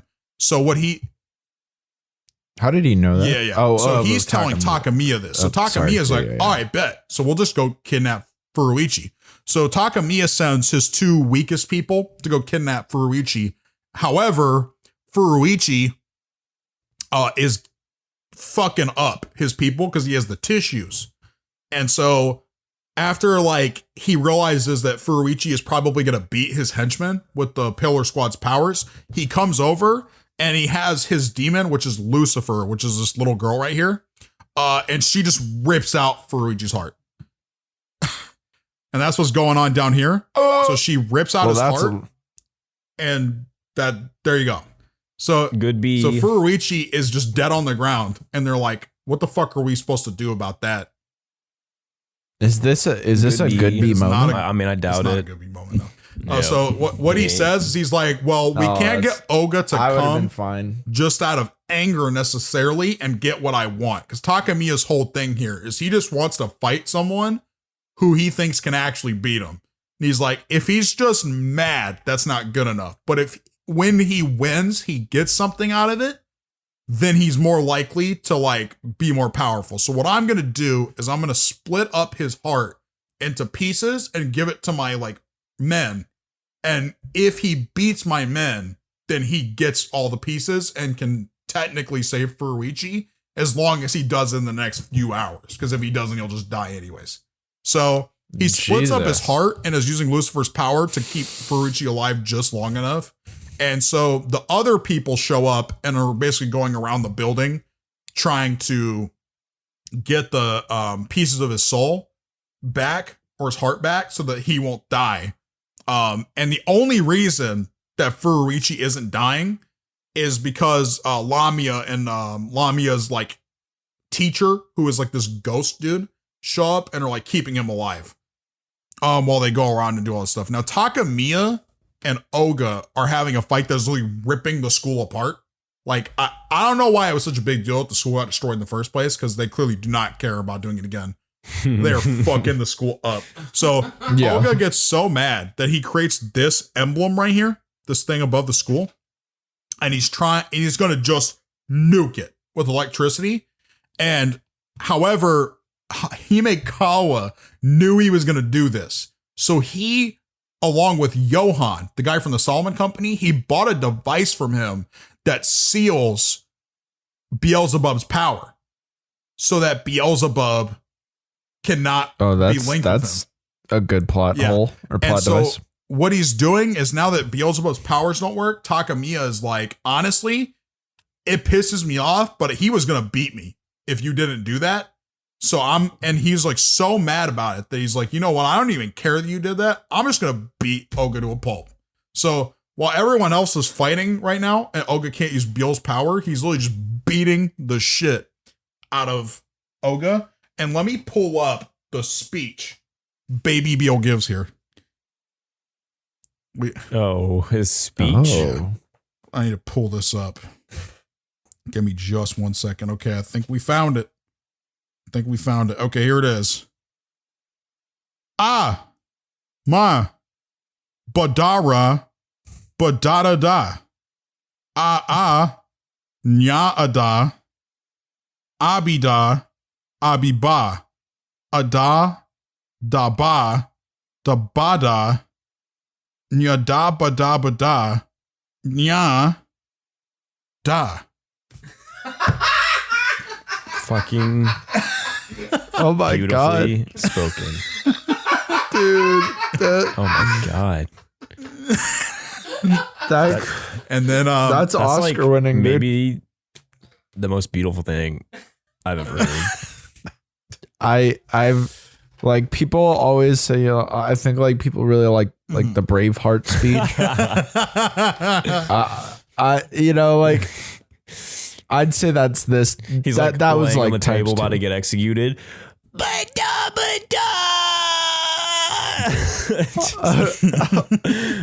yeah, so at this point, right, there's a whole thing where Takamiya's like, what is happening? And then Beel runs around the school and starts getting on all of Oga's friends' shoulders and starts directly giving them energy so that they can all come to the roof and help Oga break the device. And Himekawa's like, yo, psych. And he just, so this is literally a part where he put like a footnote, I'm pretty sure, that this was a Hunter x Hunter reference. So he just takes the tattoo off and he just has Oga's tattoo instead of Takamiya's. And he's like, now that I've stored the energy and Beel got even stronger, we'll combine the energies together and you'll just beat Takamiya in like a hit. And then he gives it to Oga and Oga just yeets this dude across the entire school grounds. And that's what trying to see if I put that picture here, but yeah, he like fucks him up bad. And Takamiya is like just laid out. And they go down to the bottom and they're like, dude, we fucking did it. And then there's a guy named Utagawa who's been there the whole time, which is Johan, the guy from the Solomon Company, in a magician outfit. And they try to stop him to figure out like where he's from and how they can stop like the demons from being sold to the students. But he runs away with the help of these other two characters I'll talk about in a second. And when this whole thing is happening, Furuichi's heart pieces have turned into little tiny Furuichis, and they each represent part of his personality. So there's one called Shameless Furuichi, which is the pervert part. There's Unreliable Furuichi, which is like everything about him that sucks that isn't the pervert part. And then there's Tactician Furuichi, which is like a really like narcissistic version of himself that thinks he's like super awesome. So they're just like, by the way, they eventually What about the fourth one? Tactician Furuichi is 3 of the pieces of the heart, and the other 2 each have 1 part. Which is shameless and unreliable Furuichi. I definitely feel like that's the bad division.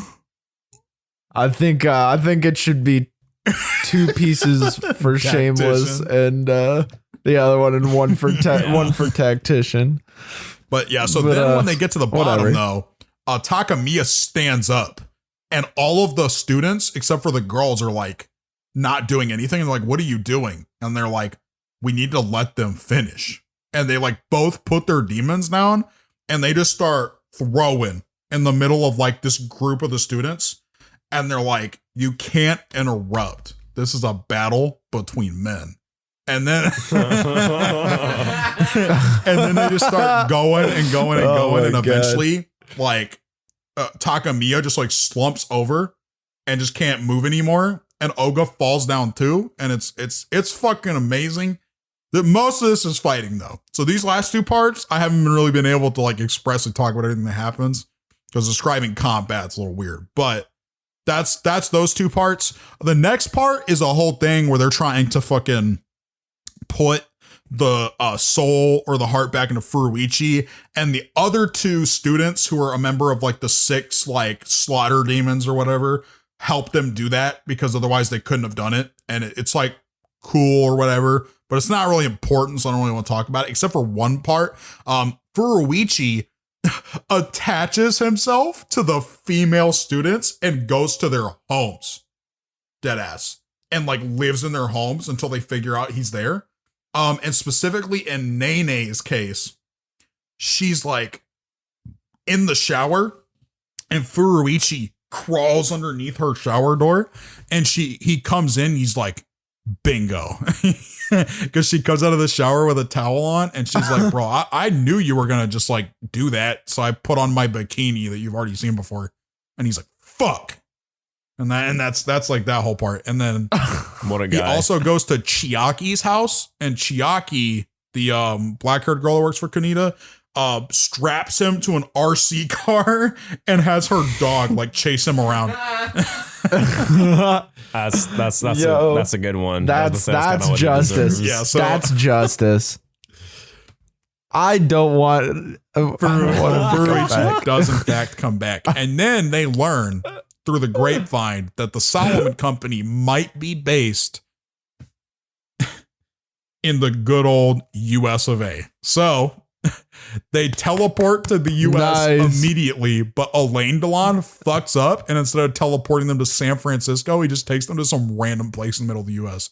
So they have to go hitchhiking, but instead of hitchhiking, they just stumble upon a semi-truck being robbed. By the way, Furuichi comes with them, of course.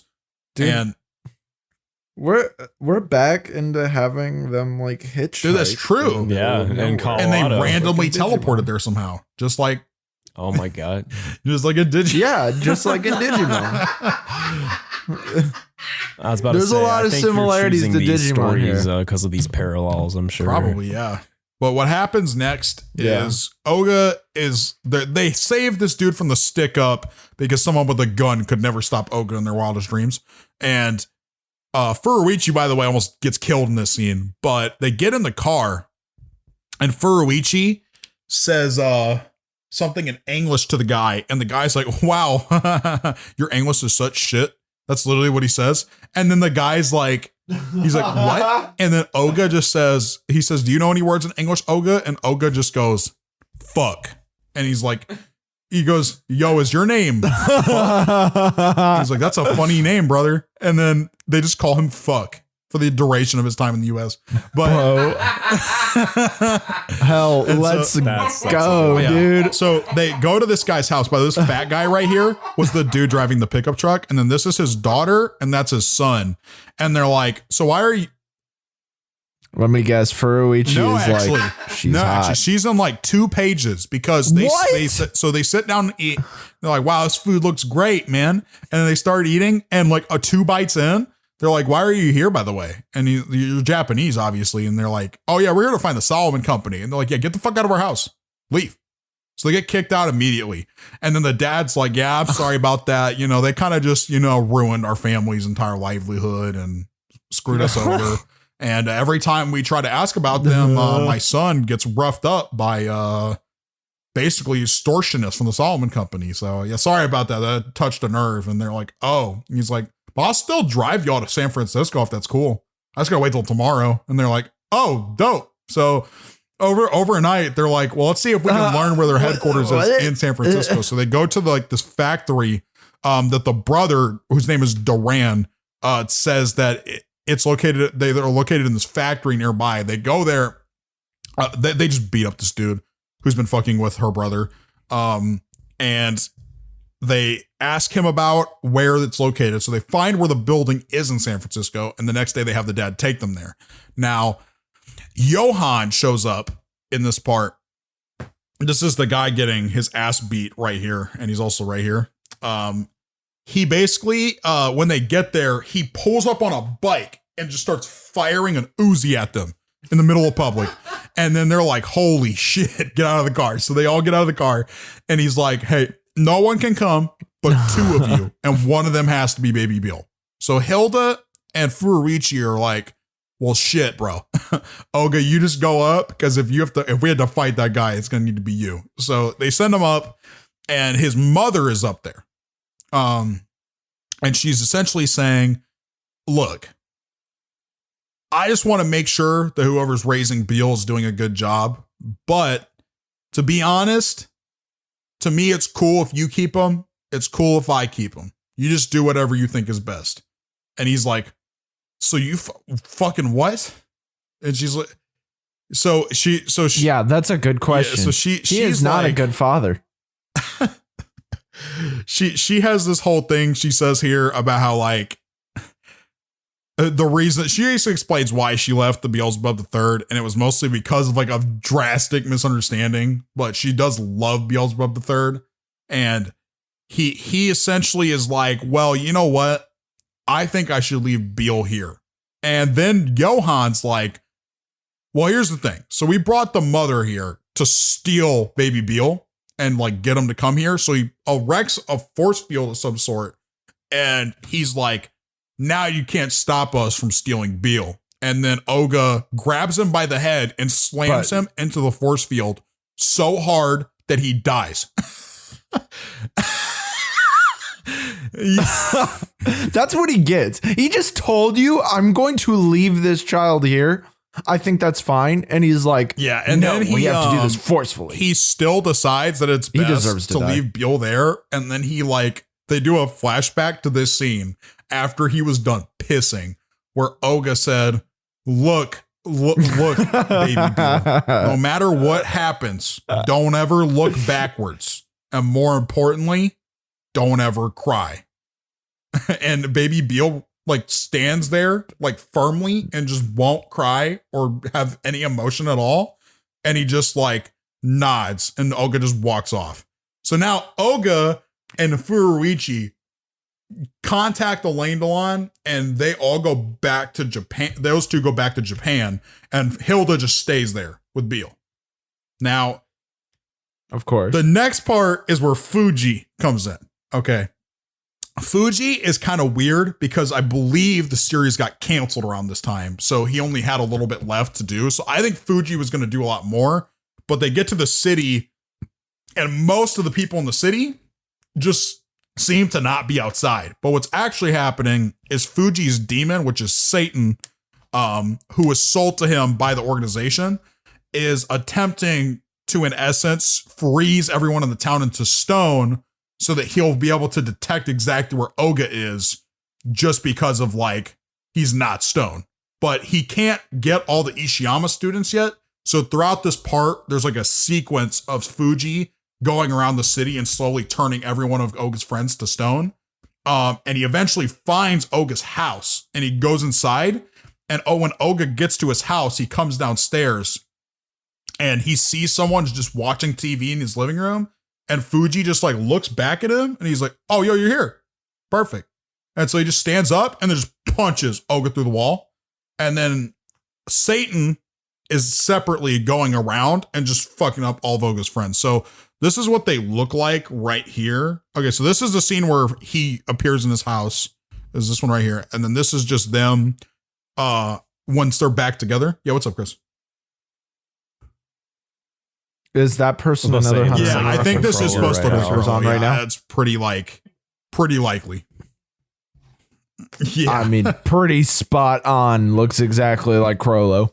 Yeah, I would say that's pretty likely. There's a lot of references and stuff. Okay. Okay, holy shit. Let's go back. Okay, so yeah, so throughout this whole scene, there's like a lot of parts where he makes a ton of Dragon Ball power-up references. So there's a part here where Fuji and why is this upside down? What the hell happened here, bro? Excuse me. Okay, so this picture's upside down. Okay, this is Fuji.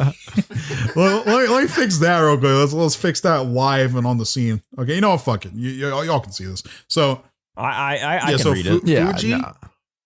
and Satan can actually fuse together like Oga and Baby Beal can. And he does this and he's like extremely more powerful than Oga and Baby Beal. But Oga and Baby Beal, by the way, Baby Beal came back once Oga like realized that like he needed Baby Beal to win. He just called out to him and Baby Beal was like, yo. And then he just shows up with Hilda and Elaine Delon. And then he gets back on his shoulder and they're like ready to go, right?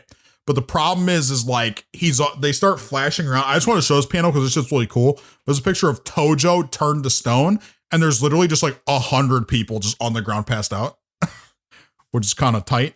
But Damn. Their plan here is he's like, we're gonna come up with a new original move, which is gonna be an energy blast where we hold our hands like this and we just scream. Oh yeah. And Furuichi, by the way, is, I believe, still conscious here. He's like the only person not turned to stone yet. And Hilda as well. And he literally screams, I'm going Super Saiyan. And his hair turns gold.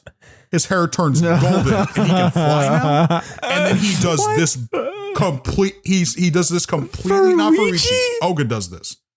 And he like yells, okay. Da, as loud as he can. And he does an attack called the Z-Bowl finisher, which is literally just a Kamehameha. And then Satan does it back. And the panel work is designed to emulate the Cell Teen Gohan Kamehameha almost exactly. I mean, if you look at like Teen Gohan and Goku and like the placement of like Beals and Baby Beal and Oga in the last panel where like their hair's like golden now and they're still doing the beam, it looks very, very similar. So it eventually they just beat Fuji. And then there's like this weird chapter. Also, when they do the final beam, you could see these like row of the emblems, right? This goes into the atmosphere, like the stratosphere. Just a wall of these. And then he just launches a beam and it just fucks Fuji up. Now, the weird thing about this is, like I said, I'm pretty sure this series was canceled because this comes out of like completely nowhere, this whole scene. And it's shorter than the Takamiya section up here by like a quarter.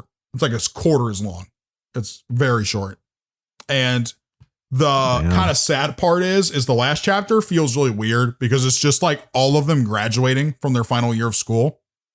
And Furuichi is their like class leader now. And they call him the general, the great general. Now that he's the tactician. Like, Oga's not there anymore. Because Oh, yeah. Oga has like basically not showed up at all for the whole like next 2 years of school.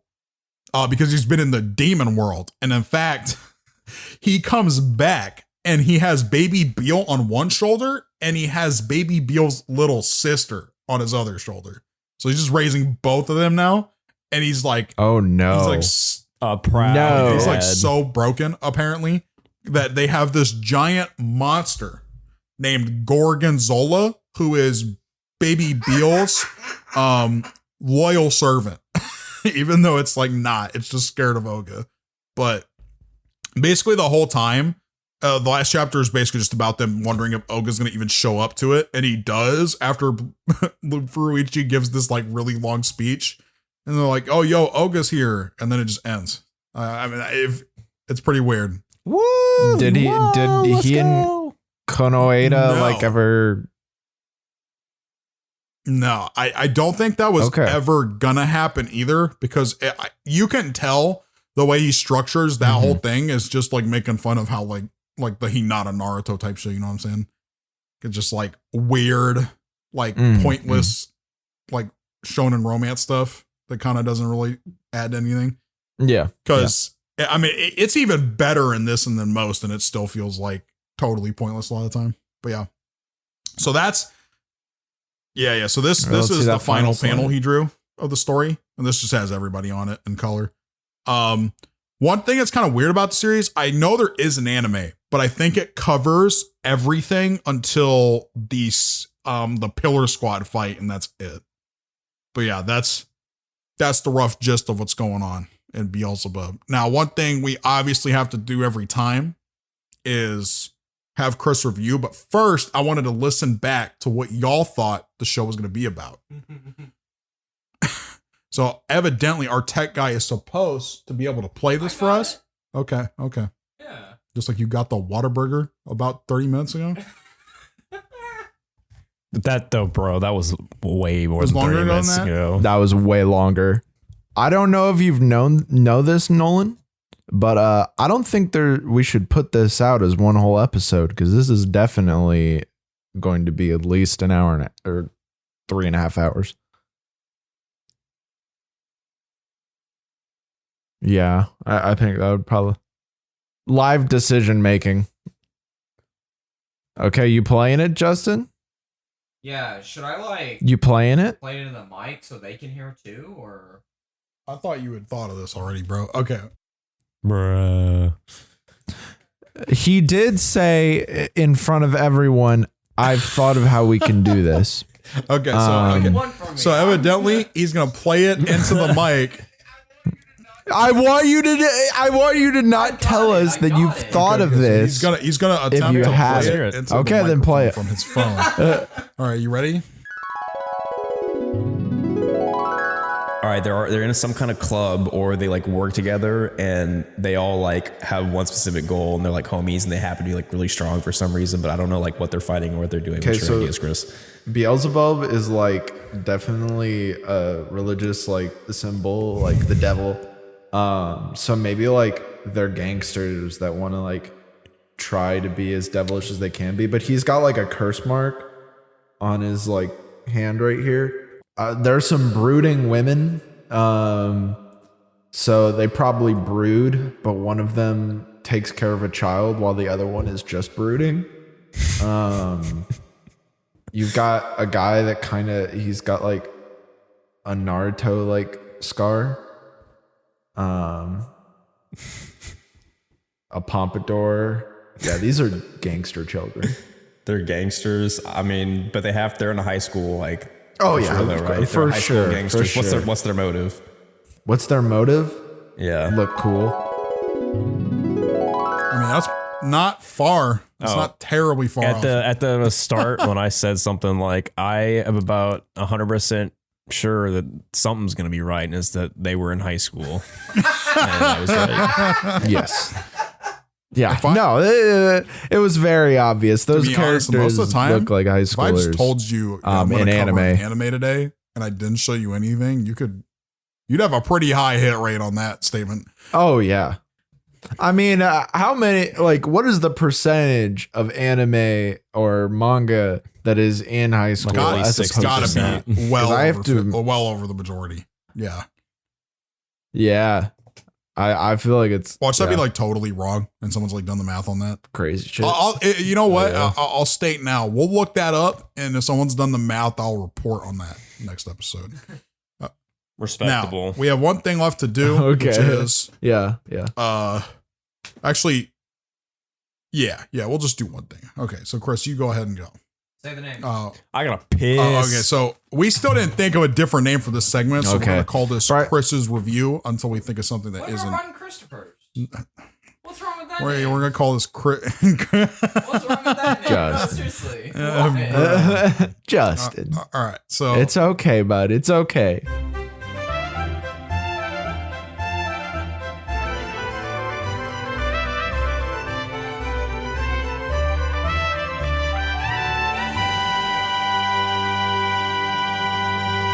It's obviously hurting his feelings personally. This is about me and my opinions, but it's really also about Justin and his work and what he does for this community. He's a rock. I wanted to say that to you, Justin. That's the first part of the review. You're a rock. a rock that's been a little bit malleable. So yeah, a little bit like clay. So at first I was thinking like, okay, yeah, I really like this. This is really funny. I felt like it was a little long and it didn't go the way I thought it would. Maybe because it was canceled. Like I'm surprised y'all didn't ask. What do they ever show Beelzebub? They never do. They never do. I kind of think that's partially intentional and partially not. I think they may have gotten to that eventually, but I can't state that I think they for sure would, because I think it was also like a joke with the whole like, oh, we're going to reveal this character eventually, and they just never did. Good, Bryce. No, for sure, because if you think about it really hard, Beelzebub wants his planet to be destroyed, and he realizes that like his method of destroying the planet is like just not happening, but he does absolutely nothing to like stop that.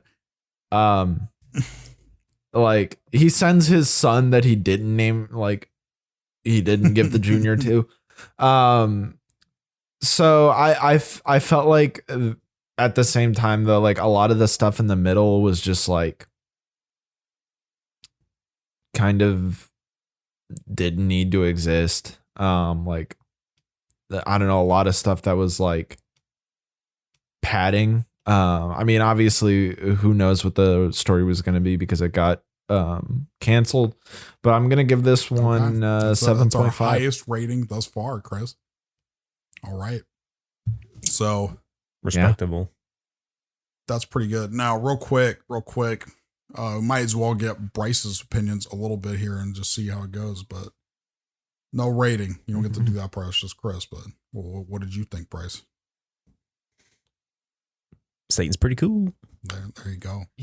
A much more insightful opinion.